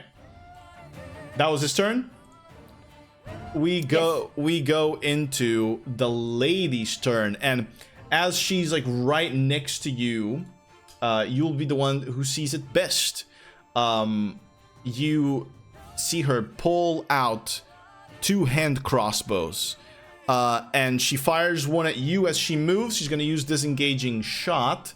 Well, actually, you have already used your reaction, so she doesn't even need to. She's just gonna fucking move away from you. 5, 10, 15. Shoot you with one of her crossbow shots. Gael, because you are in the back of her friend. She's gonna fire a shot at you. Let's do that. That is a 17 to hit. It hits. Hits Gael. It's Gael. So you're gonna take ba-boom, ba-boom. Oh, lowest damage you could possibly take. 5 points of piercing damage from that attack. And then Half, right? Because of the it reduces. Oh, halved. the We ogre. have that. So it is 2. Okay. 2 points. So Lockhart would have only taken 3. He already did. He already His did. hit as well. Yeah, Okay. you already did. Then another attack with her crossbow for a natural 2 misses. Nice. Crossbow into the wall, but because she moved 15 feet, she's going to use her sliding flurry, which allows her to move to attack twice more, and she's gonna aim both of those at Gael still. That is so 23 to hit and 18 to hit. Yeah. All right, all of them hit. These attacks do not benefit from modifier, so just dice damage. You're gonna take 5 from one of them, So another 2. another 2, and you're gonna take 4, so another 2. D&D Beyond just Died. for me. Damn. All right, so So okay. 2 I'm from these 2 attacks, and you see her as she's running back. She's just shooting fast, and these crossbows are kind of self-reloading in whichever device they have here. She is cool. And she's going to take her bonus action to prepare, and you see her kind of aim both crossbows at you. She, however, 20 passive perception. She's gonna have to reload the crossbow soon. You only see one bolt on each. She might have to reload them soon. She's gonna take bonus action to prepare. And she seems to take sort of a stance. All right, that's gonna be her turn, which brings us to Scott. Yeah, it's Scotty. He's gonna bonk let's see if the Morning Star hits now. Come on. You can flank and get advantage if you wish. Yeah, that is possible. You'll be within melee range with the big guy if you do that, but, Yeah. but you can get advantage. Yeah, I think it's better. All right, let's do it. Nice, thanks. I was afraid of moving because of the attack opportunity, but there is fine. Yeah. Sorry, I have like so many weapons on my list. I always have to scroll and find it. Scroll to find it. So advantage, right? On the Advantage here, for sure. 22. Oh, 22 hits. Let's go damage. 10. But that is halved, right? Because it's still morning. It's 5, yeah. Yeah, Yeah, it's yeah, fine. yeah. All right, so... So, like, from the start of the fight until now, the sun hasn't set yet. I know It's seconds, but Would have been really cool if it did. Yeah, reaching. you just see, like, Scott keep staring at the windows just to see. Alright, second attack then. Let's go. How many attacks do you have to make it before you swap? I have to make 2. They have to be successful. Yeah, you've only hitting. hit 1. Yeah. Yeah. Go ahead. Well, 23, so it's the second one. It's gonna go. vanish after. there you go. And a 7. So halved would be Halved. 3, right? 3, yeah. All right. Damn. And thus the weapon with your last strike. These, by the Yeah. way, the guy is getting hurt. These guys. I mean, they're good fighters, but still people, not monsters. So their hit points not the highest, except maybe the big dude. But they are very much tougher than anything else you faced thus far, guards wise. Maybe around what the paladins would be, maybe a little bit stronger in some cases. But because you find them, you can already gauge that. But you whack him with the evening star, and as it kind of slams into his side, the radiance spreads across his body, but he's kind of blocking with his shoulder, and then vanishes off into the bag, into mist. And as it does that, the guy goes, "Huh, interesting." And as soon as it vanishes, Scott is already used to. As soon as he feels the weapon just vanish from his hands, he just immediately goes grab another one. So he's ready for an attack of opportunity. All right. And everybody, it's our fan favorite. It's a number 3. It's the 3/4 star. Ah, let's go. Just pulling and pulling. Like a magic trick. Comically large stuff. Oh god, that is hilarious. You pulled the same one. There's 20 of them in there, and you've There's already 20. pulled the same one. Oh my god, I can't believe it. And it's so awkward in here too, because everything's tight. All right, Scott, damn it. Anything bonus action that you'd like to do, or are you fine? I think I'm fine, yeah. I Alright. don't have many bonus actions, and I want You to don't, keep that's my good. X in search for now, yeah. Gotcha. All right, so after Scott's turn, Serenade, there's a hippogriff knocking on the fucking door there. Yeah. She will allow him to come in. All right. I think he could fit if I move here, right? Yeah, he'll fit there. Okay. Knocking Alright. at the door. So, Wait, do I go first or is it Serenade? Oh, right. turn. You guys decided yeah, that yeah. it was going to be... I I'm just so wanted- I sorry. just wanted to get a Yeah. couple bonks in, if you don't mind, Ray. If you want, you can go please, first. Please though. go first. Okay, then Lockhart goes first. Go ahead. All right, I'll stay here because Lockhart, I'm just gonna move here eventually. despite a couple drinks down, you can tell that he's already versed in fighting drunk. He starts locking in. All right. As per his name, he locks in. Already with his Lock 2 swords in hand, and he will attack Graves. He'll say, "Now don't turn your back to an enemy. I'm very jealous." And he's gonna slice at him with a scimitar. Let me see if I want to do a superiority die. Let's see. Not yet. Still chilling? No, first I want to do bonus action with my scimitar. First I'll do bonus action. Okay. With my regular scimitar, I'll attack him. Advantage, right? Give me a moment. Give me a moment. Double checking rules.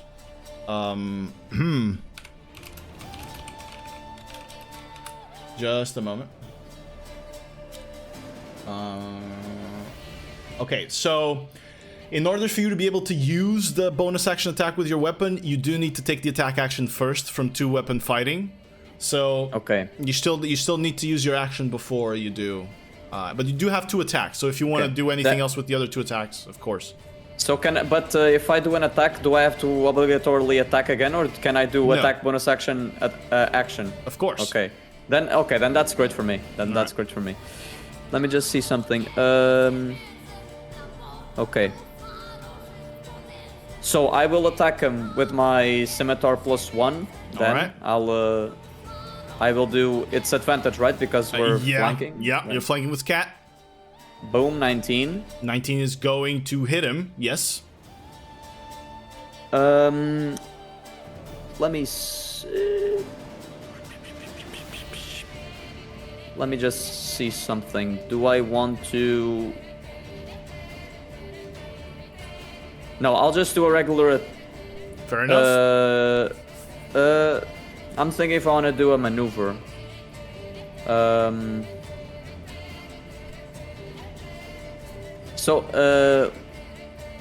Just a reminder. Frightening. I'm blanking out here. Frightening is he has a disadvantage against me, right?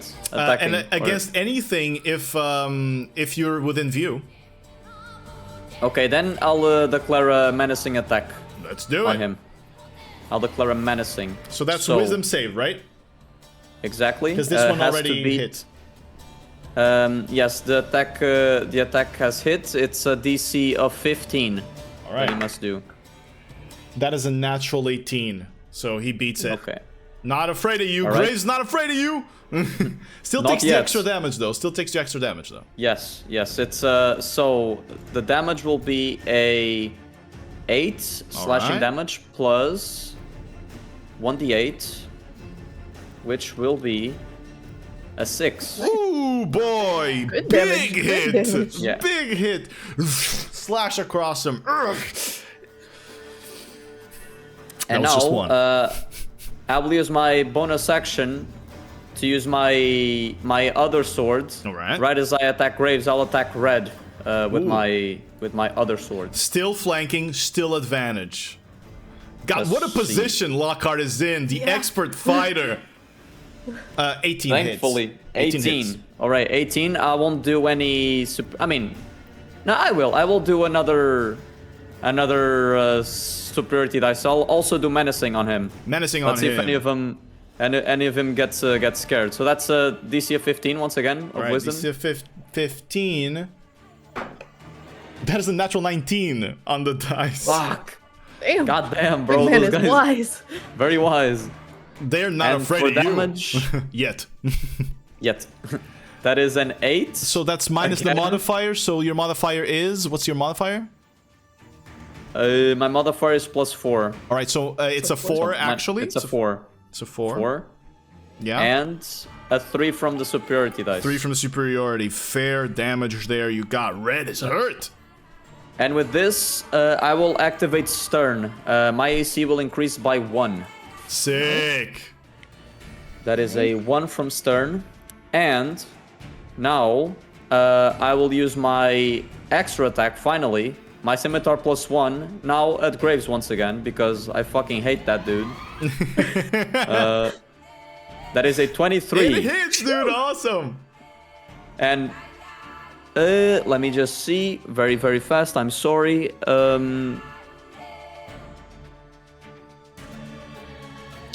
I will do this time. I'll do a goading attack against him. Once again, another battle master. I'll do a goading attack against Alright. him, which is Wisdom save 15 as well. wisdom save 15, and on failure he has disadvantage on all attack rolls against targets other than me. Natural 20 on the dice. I rolled 18, Okay. 19, natural 20. That's fair. Now you're gonna That's roll fair. a 21. Dude, it's better that it's a 20 here than Yeah. on the attack. Yeah. That's true. That's true. Okay. But still it's fine, takes, though. takes damage. Yeah, I was wait, 2 different creatures, AC increased by 1. So if during my turn, if I use a battle master maneuver during while in this stance, I will gain additional AC equal to half the value rolled on my superiority dice rounded down. Sick. Who made that? Yeah, who made that? True. So I'll start rolling that just to see what I get from that. A 1. Awesome. You get one. You get one. One extra I get AC. 1 bonus AC. Okay. He takes 1 damage plus the full damage of the scimitar. 1 damage plus the normal, which is 8. Ooh. Again. Big ass hit from Mr. you. 8. No. All right. With the modifier? Yeah. No. This one is with the was his modifier. second normal attack. Exactly. Second from the attack action. Any movement. Should I be annoying, guys? Always. Yeah, sure. Yes. Do annoy me. All right, I'll be annoying. I'll action surge. I'll action surge, and dude, I'm just gonna unload on Graves. Non-lethal, by the way. I don't want to kill him. Okay, non-lethal. For once, I'm attacking non-lethally. Let's do this. All right, another attack. 27 to hit. 27 hits. Gotta roll the 25 and damage. a 27. That was 2 huge rolls. Yeah. Yeah. And should I be annoying? Yes, obviously. All right, this time it will hit, right? This time it will hit. I will do menacing attack on him again. All right. Wisdom 15 save. saving throw. Wisdom save 15. All right. Trying to make him scared. That is a natural 16 plus his modifier. Okay, that's fine. That's fine. I'll just want to see if I get a better roll from my 1d8. There okay, we I go. got 5 this time. There we go. Okay. So this replaces the one that I had before, right? It will. It will. And your it's AC rounded is down, huge. so I'll get +2. I'll get a Yeah. +2 AC, right? Is that how it Plus works? 2. Plus 2. Just to confirm. Okay. Awesome. Now for the damage. That is 5 plus 7. All right. I'm just happy that it's not an 8 anymore, I guess. Graves looking hurt from your flurry. Good. Let me see. Looking very hurt. And okay, another attack towards Graves then. Let's do it. Let's do since it. He's enjoying it so much. No! Natural 20! Let's go. Yes! Well, I hope I don't kill him. No, you're non-lethal attacking. So. All right. So that will be this time with no battle master because I already spent all my superiority die. That'll be a 9. Doubled. So the dice is doubled. So your modifier was +4. That is a 5 double 10 plus 4, 14. 14. 14 points. All right. And that will be my turn. I'll just stand there. Still standing. Barely, but still standing. You guys, Lockhart fucking drunk fighting, just fucking this shit up. Just the flurry of scimitar blows, blood everywhere. Graves is bleeding out. Wow. What an impressive round coming from Lockhart. Let's go. And after this flurry, Serenade, it is you. It is your turn.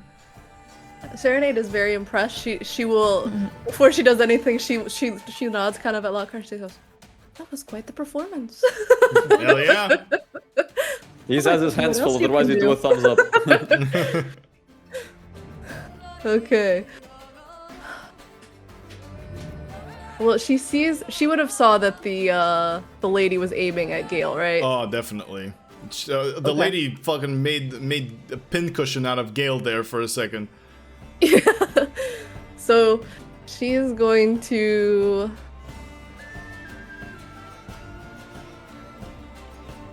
Yeah, we're gonna do this. We are going to give her a starry wisp. We're gonna cast starry wisp. Ooh, Starry Wisp. So is that a spell attack? Yes. All right, disadvantage for that roll, please, because she prepared. She's ready to dodge. Rolled a natural 16 and a natural 18. All right, that's gonna hit. I'm pretty sure. I'm pretty 16 sure. plus 8. Yeah, it does hit. It does hit. It does hit. Awesome. Okay. That was 2 big rolls. Go ahead. That is not, no, yeah, 9. 9 points of 9? damage. 9 points of damage. Sick. You fire your golden starry wisp.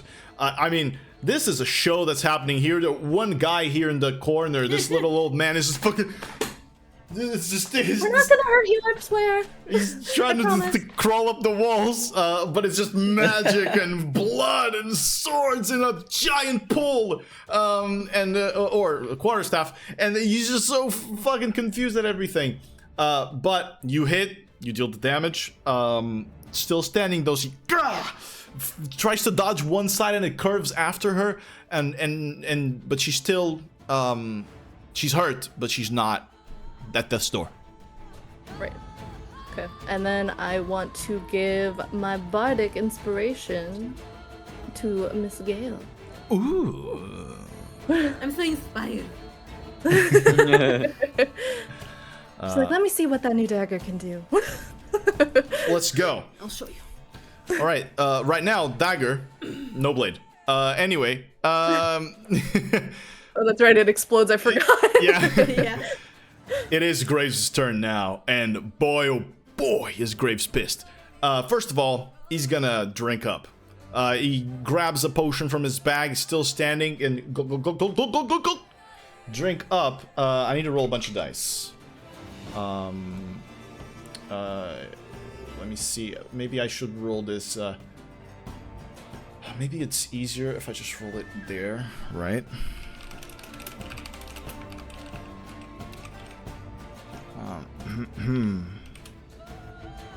So, oh, whoops, I fucked up. Why am I?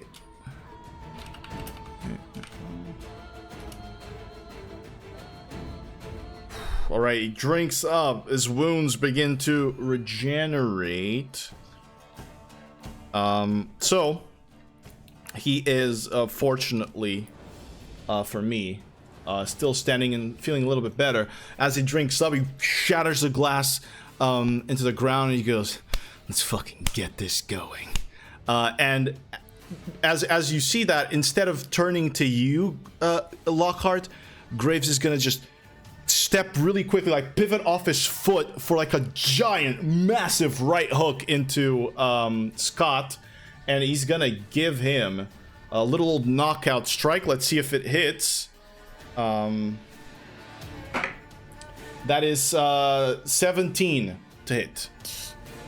Yes. It hits. All right, 17. Yeah. I need you to make a Constitution saving throw.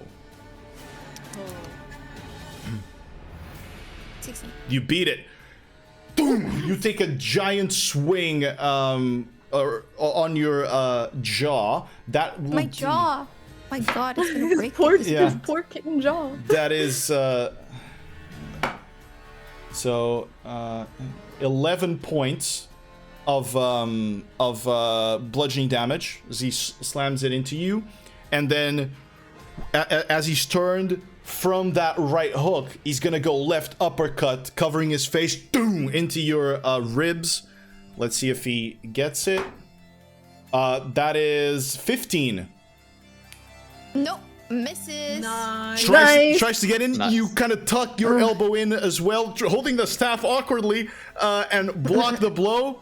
And he can make a third attack. And he's gonna, after the left uppercut fails, he's just gonna pull it right back and just jab at your face. So another one.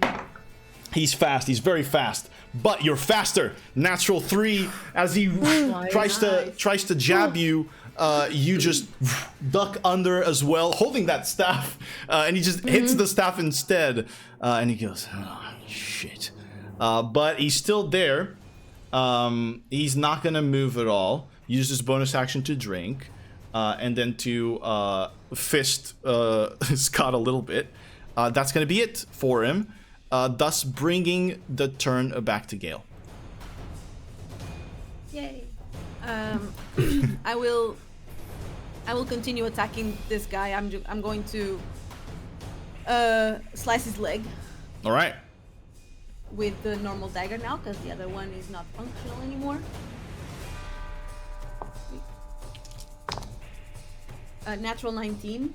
Natural 19, awesome. That is gonna hit. So, do I still have sneak attacks? Yeah, because the guy is Flanking. aside from you flanking. having advantage, he's still threatened. Okay. So, 4, so 9 points of piercing damage. Ooh. And then 6 points of slashing. Ooh, okay, wait. Oh, I forgot I could do Arcana Segmenting. Gotta remember it next time. Yeah, it's fine. I'm just going to use my bonus action. I can do bonus action. No, I can't. I thought I could do the dodge as well, but I can't.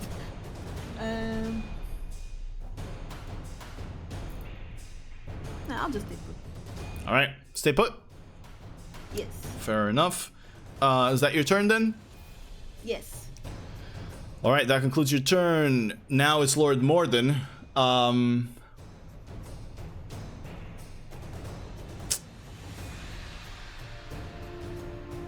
My man is gonna attack with his cane. He gets he gets up. He gets up on top of the table, kind of hobbling. Picks up his cane. He's gonna try to melee attack Graves here. He has a little mine. Okay, that misses. Kane goes over. Like Graves is facing Scott right now, kind of in between, looking at Scott and Lockhart at his back, and he just ducks out of the way real fast. Guy is one of the fastest fucking fighters you've seen, but he will ignore it. He will not strike at Lord Morden, and just stay put there. That was Lord Morden's turn. Useful. And brings us right back to Red. Alright. Red's turn. So, first of all, Red is going to use his bonus action to second wind as well. And he's going to get some hit points back. Rolled a 1 on the dice. So he doesn't get much.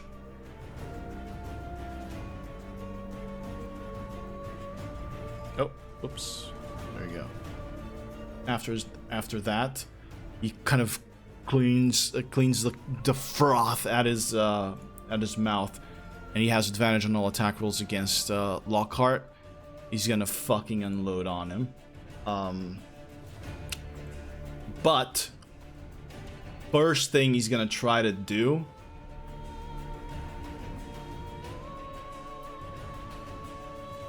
is he gonna do it? Is he gonna do it? He's gonna do it. He's gonna do it. Can he even do it?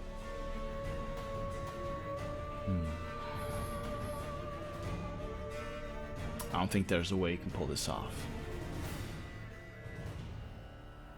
Right, he's just gonna unload on our boy. He has advantage on them.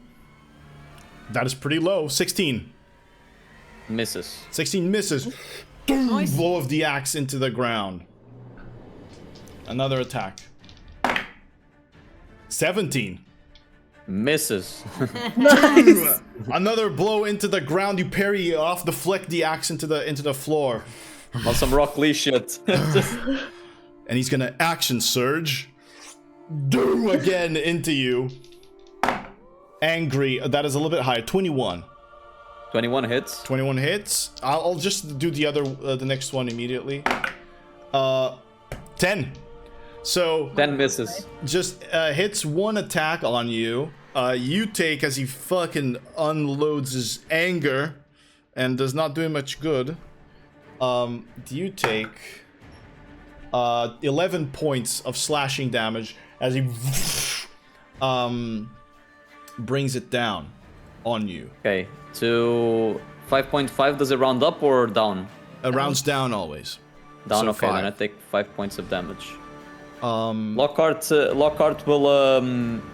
will say to him, "What's the matter, big boy?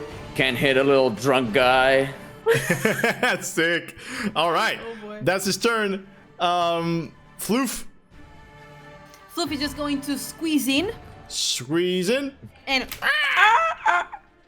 and pounce on the woman and pin her to the ground. Ooh, he's gonna try to pounce. All right, is he gonna try to grab her?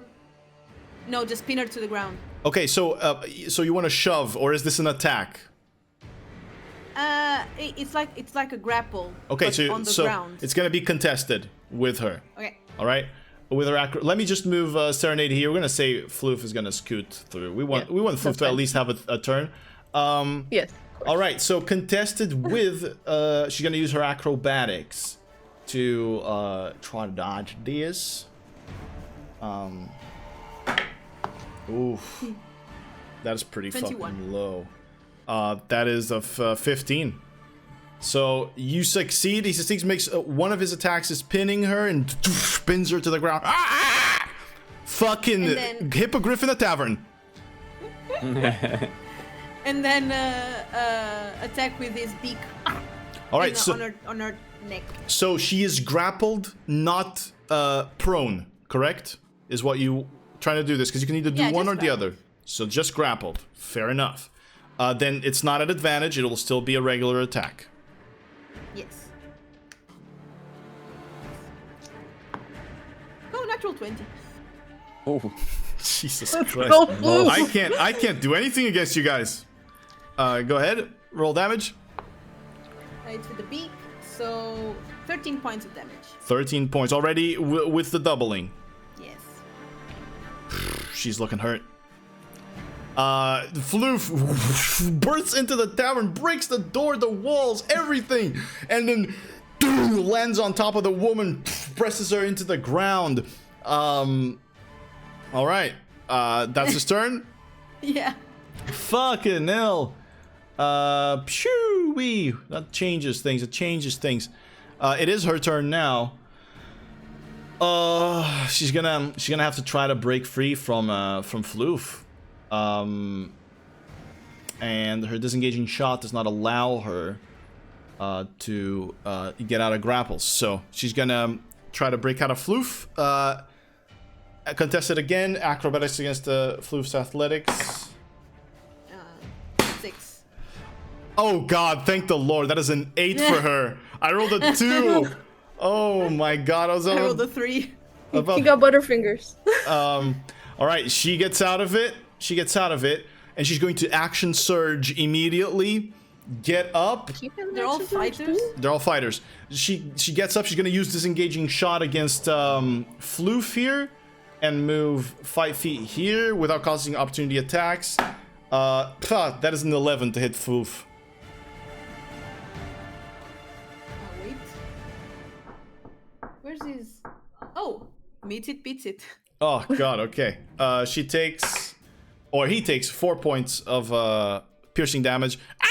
Gets hit by a crossbow bolt across his chest. So she gets up on the roll, loses half her movement speed. Oh wait, no, she was grappled, so no, she still has full movement. How much damage? Sorry. 4. Doesn't benefit from modifier, so not very high. So 10, 15, 20, 25, 30 feet, and 2 shots at or 1 shot at Gael first, the regular shot. That's 12 to hit. Misses. She moved 15, so she gets her sliding flurry. She's gonna do 2 more. Zarolha. Oh my fucking god, that is an 8 on one of them and a 14 on the other one. Both Smith. Both Smith. Misses both her attacks, shoots him past, and you see her wounded. Oh, actually, no, she wouldn't even have been able to do that. She throws 2 and then reloads her crossbow. Crossbow's reloaded now. I forgot about that. I'm so sorry. So those 2 attacks wouldn't even have hit you. And she's frustrated and she's wounded. You can tell she's tired. Given out a lot of her resources, she's gonna use bonus action, drink up. And she's gonna try to drink up here. One of her. Where are my? No, I'll just roll again here. Just roll again.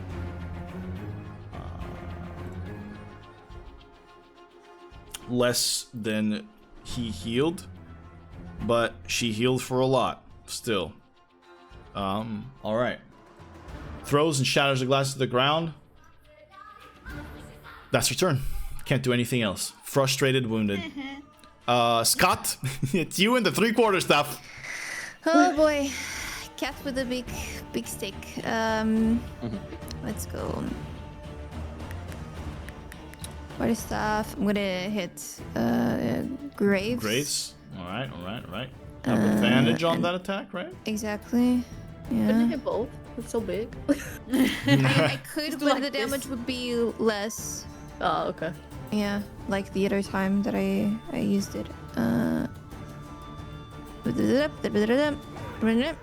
No, advantage. Yeah, 20. 20 hits for sure. Go ahead and smack a Graves across the face with your huge staff. I always forget it. The second option Is that two-handed. shows up. It's two-handed. The 1d8 is two-handed. Exactly. That's the one you were taking. You can't hold that staff with Yeah. one hand. Yeah, exactly. That's for sure. 10. 10 points of damage to Graves. You smack him across the head. Yeah, looking wounded. He healed up a little bit. But still looking wounded. And we go again. But this time it's at disadvantage because it's the second time I'm using the weapon in the fight. So straight. In this turn, so it's straight. Yeah. That's no, yeah, 21. 20, Sorry, I 21, got 21 confused. hits. 21 21, hits. 21 hits for sure. Hell yeah. Damage. 7. 7 points of damage to him. And He's looking very hurt. it vanishes, and I'm gonna get another weapon. If it's good, I'll action search. Hell yeah, let's do it. Oh my god, it's a 1. I haven't gotten the 1 yet. What is a 1? I'm scared. I don't remember. The swiper. Oh! Interesting. The swiper almost sounds like, I don't know, like toilet paper. Yeah. The swiper. Roll toilet Or paper. cleaning product. Yeah. A curved golden dagger. Successful attack rolls with this weapon will steal gold from the Oh, shit. creature hit by the attack. If the creature has no gold, well, that remains to be seen. He has gold, so okay. So then I'll action search for sure. Let's go. Stab him. Let's Man, do it. This round there was like 5 action surges. Yeah. Yeah. There you go. Let me mark this. And since it's still a melee weapon, I still have the +2 AC, which is great. And 'cause it's advantage? actually coming in, yeah, and advantage. It's coming in handy. This is a. Dagger. So where's the? Oh, it's here. Sorry, I'm just blind. Okay. Fine. Advantage 25. It hits. Noise. And now, oh my god, I'm gonna get so much money. Okay. Oh, 10 Nice. points. He's heavily wounded. Go ahead and roll a d8 for me. Okay. I'll do it here. 1. You get 1 platinum off of him. Oh, holy shit! He only carries platinum. Oh Damn, you Damn. god! We're It's rich. the max, right? It's the PP. Yeah. It's the PP. It's the PP. I still have another attack. Yeah, Because it's the access surge. let's do it. So, pa-cha-pa. Ha-cha. Advantage. Oh my Holy Just fuck. get all the gold. I'm Let's slashing go! his pockets because of the money and Yeah. for some damage, but it's not Yeah. lethal. Damn it, I should have action surged with him. Alright. I was figuring he could survive, but alright, so roll the damage first. Damage. 10, double 20. That's more than enough to This is already doubled. it would have still been enough. Just the 10 would have been Yeah, enough to get him. Yeah, yeah. So He's not a monk. He's Violet's class. he is. Oh, cool. And now roll a 1d8 for Yeah, more for the money, for the right? platinum. 6. 6 platinum. Holy shit! I'm loaded! There you go. Oh my Mama. god. 6 PP. Okay, 6 PP. that's only 60 gold. Still a lot. It's It's still a lot. Yeah. Still a lot. But you, I mean, however you'd like to finish this, as you pull out that gold and the curved dagger, how would you like to finish Graves off? Non-lethally if you want, or lethally if you want. Up to you. Non-lethally, I did scream that it was a trial by combat. So my goal is to follow the rules in a way, so that they survive and they know they won't tell anyone that the rest of the company should go after us. All right. So yeah, I slash his pockets. I catch the gold that falls. On that final slash, the weapon vanishes. His hip gets so damaged that he just falls down and looks at me while I'm carrying his money in front of his eyes, and I just say, "We're done here." All right. You definitely with a natural 20, you knock him out, and he's. You see him angry that he failed, but he's just not expecting the fucking boom that happened with Serenade, and all the damage you've dealt so far. Natural 20, huge. Others are still gonna fucking fight. The others are still gonna fight. So, my friend Scott, does that conclude your turn? Yeah, I can't do anything else. All right, let's do Lockhart. It's up to you now. Oh, actually, so that one is done. I'm gonna move here so I can. Okay. If Lockhart moves, we'll be flanking. Understood. Copy that. Things are looking grim for them. Okay, so the other guy collapses. Yeah. Lockhart will raise his sword to the big guy, and he'll go like a little bit embriagated. He'll go like he'll let out a little burp, and he'll go, "Do you yield?" The guy holding his great axe, there's just saliva on his beard. Never. Lockhart does a little lick on his lips and just goes, "Good," and he just smacks him with his slices him with his scimitar for an attack. Advantage. Let's go. An 18. 18 is going to hit him. Go ahead. Not as high. Okay. Roll the damage. So the damage will be an 8 again for this. Oh Jesus!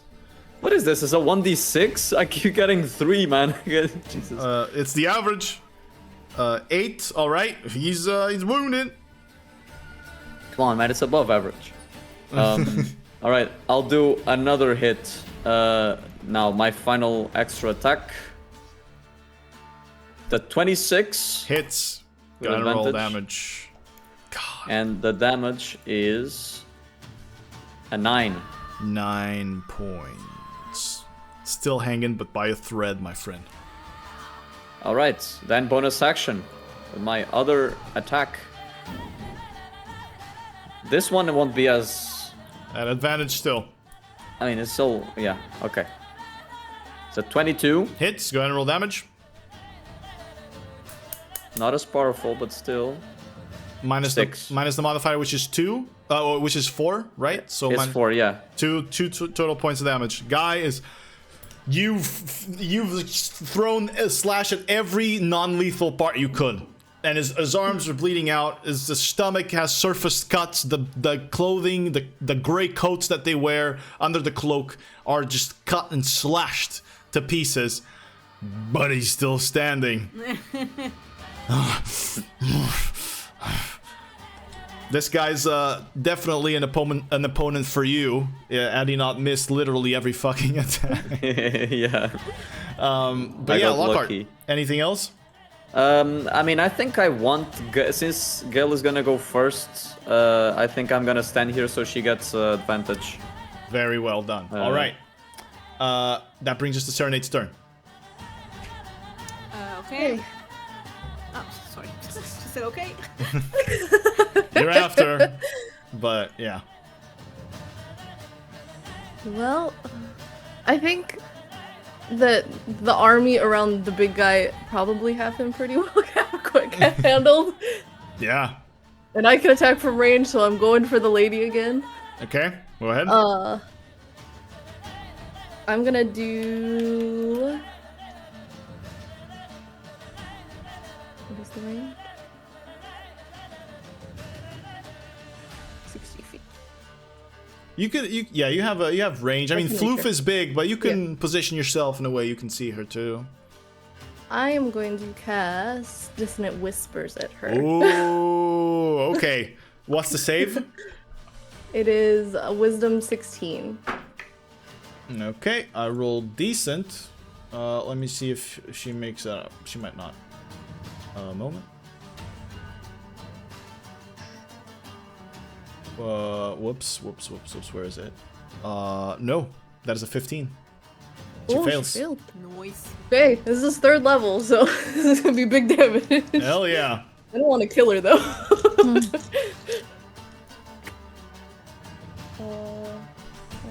13. And 2 more.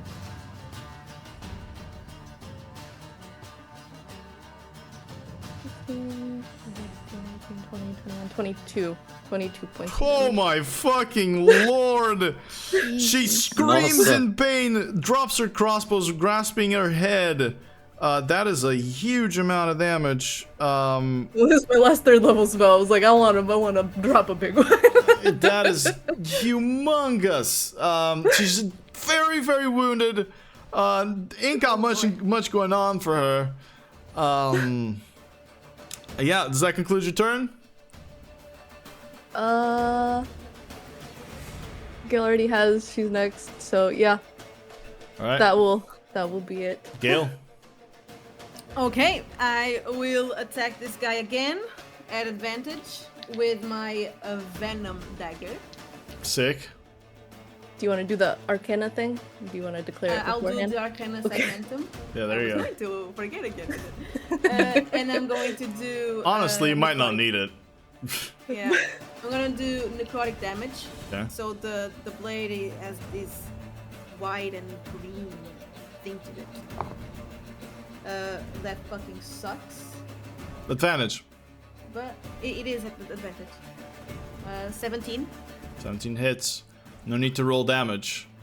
Tell me how you, if it's non-lethal, if it's lethal, on the big guy on his back. Yeah, it's gonna be non-lethal. I'm just going to grab him by the throat and just. I hit myself. Okay, you actually jump. He's big, so you have to kind of jump on him Yeah. and just ding, and boom, he falls on the ground next to Graves. This one fully knocked out. Graves is just incapacitated, watching everything going down like this. And it is at that point that he raises his hand, and he'll say, "We yield." He just raises it up. Do you guys let him? Do you guys end the fighting? Oh, I would allow Yeah. it. Yeah. All right, fair enough. And Serenade will pull off her necklace that has the symbol on it. She'll like rip it off her throat, and she'll walk over to Graves and drop it on him. We're done. Sick. Oh. Graves will say, as you drop it, Graves will say, "I'm gonna have to report that. You're aware of it, right?" Can report it. We did nothing wrong. We exercised our right to a trial by combat, and we won. We are now finished. This trial was for the murder and disappearance of Longlegs and One Toe. If you wish to rescind your contract, that is a different deal. One that I can't take. Someone will be sent after you. We did nothing wrong. Just a matter of business.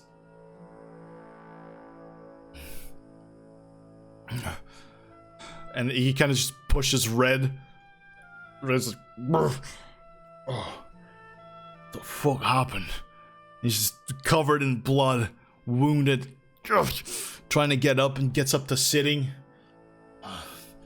Fuck. We fucking lost. And the woman's like holding onto her head, bleeding out of her ears and nose. Numbers disadvantage. Didn't quite expect someone to come from behind. And she's looking at Gael kind of with, disgust. You fight dirty. So do you. Good shot's a good shot. It's a good fair. stab is a good stab. Graves goes ahead and, "You've already taken a bit much from me, but I guess I could reward a good fight. And he drops 2 more platinum on the table, and then flicks another platinum up at the counter, like just throws it back, and says, "To fix your troubles." To the woman that was still kind of the owner was just looking from the back. Yeah, fucking. At the whole thing happening, not impressed, by the way. By the destruction. It just seems like a lot of work. And he goes, "Well, that concludes our business. About the rescission of your contracts, the Greycoat Company will be in touch." Okay. And We just want to leave. Graves puts Red kind of on his shoulders. Red's like fucking destroyed. He's destroyed. The woman goes up and helps. And the woman turns back to you as you're leaving. "You can't run from your past. It'll always catch us up." And they leave. Now, whoever that was addressed to, unclear. So, you've managed to clear the Greycoat Company. In more ways than one, you garnered great advantages. You've positioned very well in this fight. They did their best, although they were, admittedly, not expecting such a flurry of strength coming in from you. There is, however, the noise of people moving outside, heading towards the tavern. Perhaps guards. Does sound armored, does sound like there are weapons. But regardless, you've beat this encounter both socially and physically, and have earned the right to level up. Yay! As soon as you get the long rest, you mark the level up. But until then, you're gonna have not be leveled up. Just think about the options you got. Mark off your hit points and stats and spells that you have access to right now in this moment, and then level up whenever it is time to do that. But well done, my friends. You fought a Violet and another and a class of Ranger that I've been thinking about for a long time. And then the other guy was so cool. I'm so sad. If you guys were within 5 feet of each other, he could cleave you, and if he hit both people with the cleave, he could attack again with a whirlwind strike. And it would have been really cool, but you know, Nice. he just couldn't. Sentinel fucked him there. Sentinel is hard. Yeah, it's hard to beat. Hard to beat there. Well done, guys. Very well done. Shatter, huge damage. Scott's fucking weapons, pulling out the fucking quarterstaff and the dagger that steals, insane. That's so cool. And what the hell was that? The guy on the first attack from Gael, the guy went, I don't know, it was just so much fucking damage on that first attack. This is my bigger guy, and he went, nearly a third of his health was like gone, just in one. That was a huge hit. In one strike. That was legit 1.5 turn. I thought these guys were gonna mark us instantly. Like I thought they were super OP. No. Took 1.5 turn. No, they definitely they don't have magic. That's for sure. True. And you know, to be fair, they weren't expecting so many people. They were expecting 2. They saw 3. They did not see Gael plus a hippogriff. Exactly. Hippogriff outside, they saw it, but they didn't see Gael. They were talking to you when Gael walked in. It's just, there's a lot of stuff there, because they entered into this tavern to question about the 2 of you. And they arrive at this time because you guys took those 4 days to reach here. Or else they would have maybe either gotten more information and been waiting that you guys came here, and then they'd probably be more difficult to deal with, or they wouldn't even have been here in the first place. I'd have to kind of roll for that. But you guys arrived early, and you arrived right when they do. So they're not like fully informed. They don't know about Gael. They don't know about Lockhart. They thought that was the group. They hadn't even questioned anyone. They're just fresh into town, trying to get along with their jobs. And you guys fucking sent them back packing. So well done. Now, that concludes the session. We will see you Hooray. on the next time. Just a quick reminder as well. Scott's art being worked on right now. Scott's gonna have art thanks to your support through Ko-Fi, whatever you like to call it. So Scott's gonna get new arts. The first one, we already got the first sketch. He's looking pretty cute. Definitely gonna look even cuter. And he's gonna be much better than the little pinhead that we have. With the fucking fur plastered to his face like it's wallpaper instead of fur. But we're gonna get that, and also we do have another Ko-Fi goal going on. That Ko-Fi goal will cover the rest of the art costs. That is, as it does turn out, it is a little bit more expensive for the 3 characters than I thought it was going to be, and hence that will cover the rest of the costs. And for that goal, if you do complete it, I've promised this to Fish a long time ago that I would do a full Bard one-shot where every of the players, whoever wants to participate, of course, every single one of the players will represent a musical genre, and you're going to have to fight some enemies and do some Bard stuff. We'll do Bard stuff too. And that will be the one-shot. And after that, Dark Souls one-shot. In the world of From Software, I will do my best to do it justice.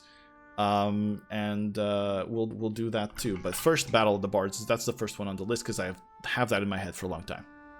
All right, that's it. Thank you guys very much. We hope to see you on the next session. Probably not next week. Probably 2 weeks now. Yeah. Who knows? But we'll see you. Take care. Bye. Bye-bye. Bye.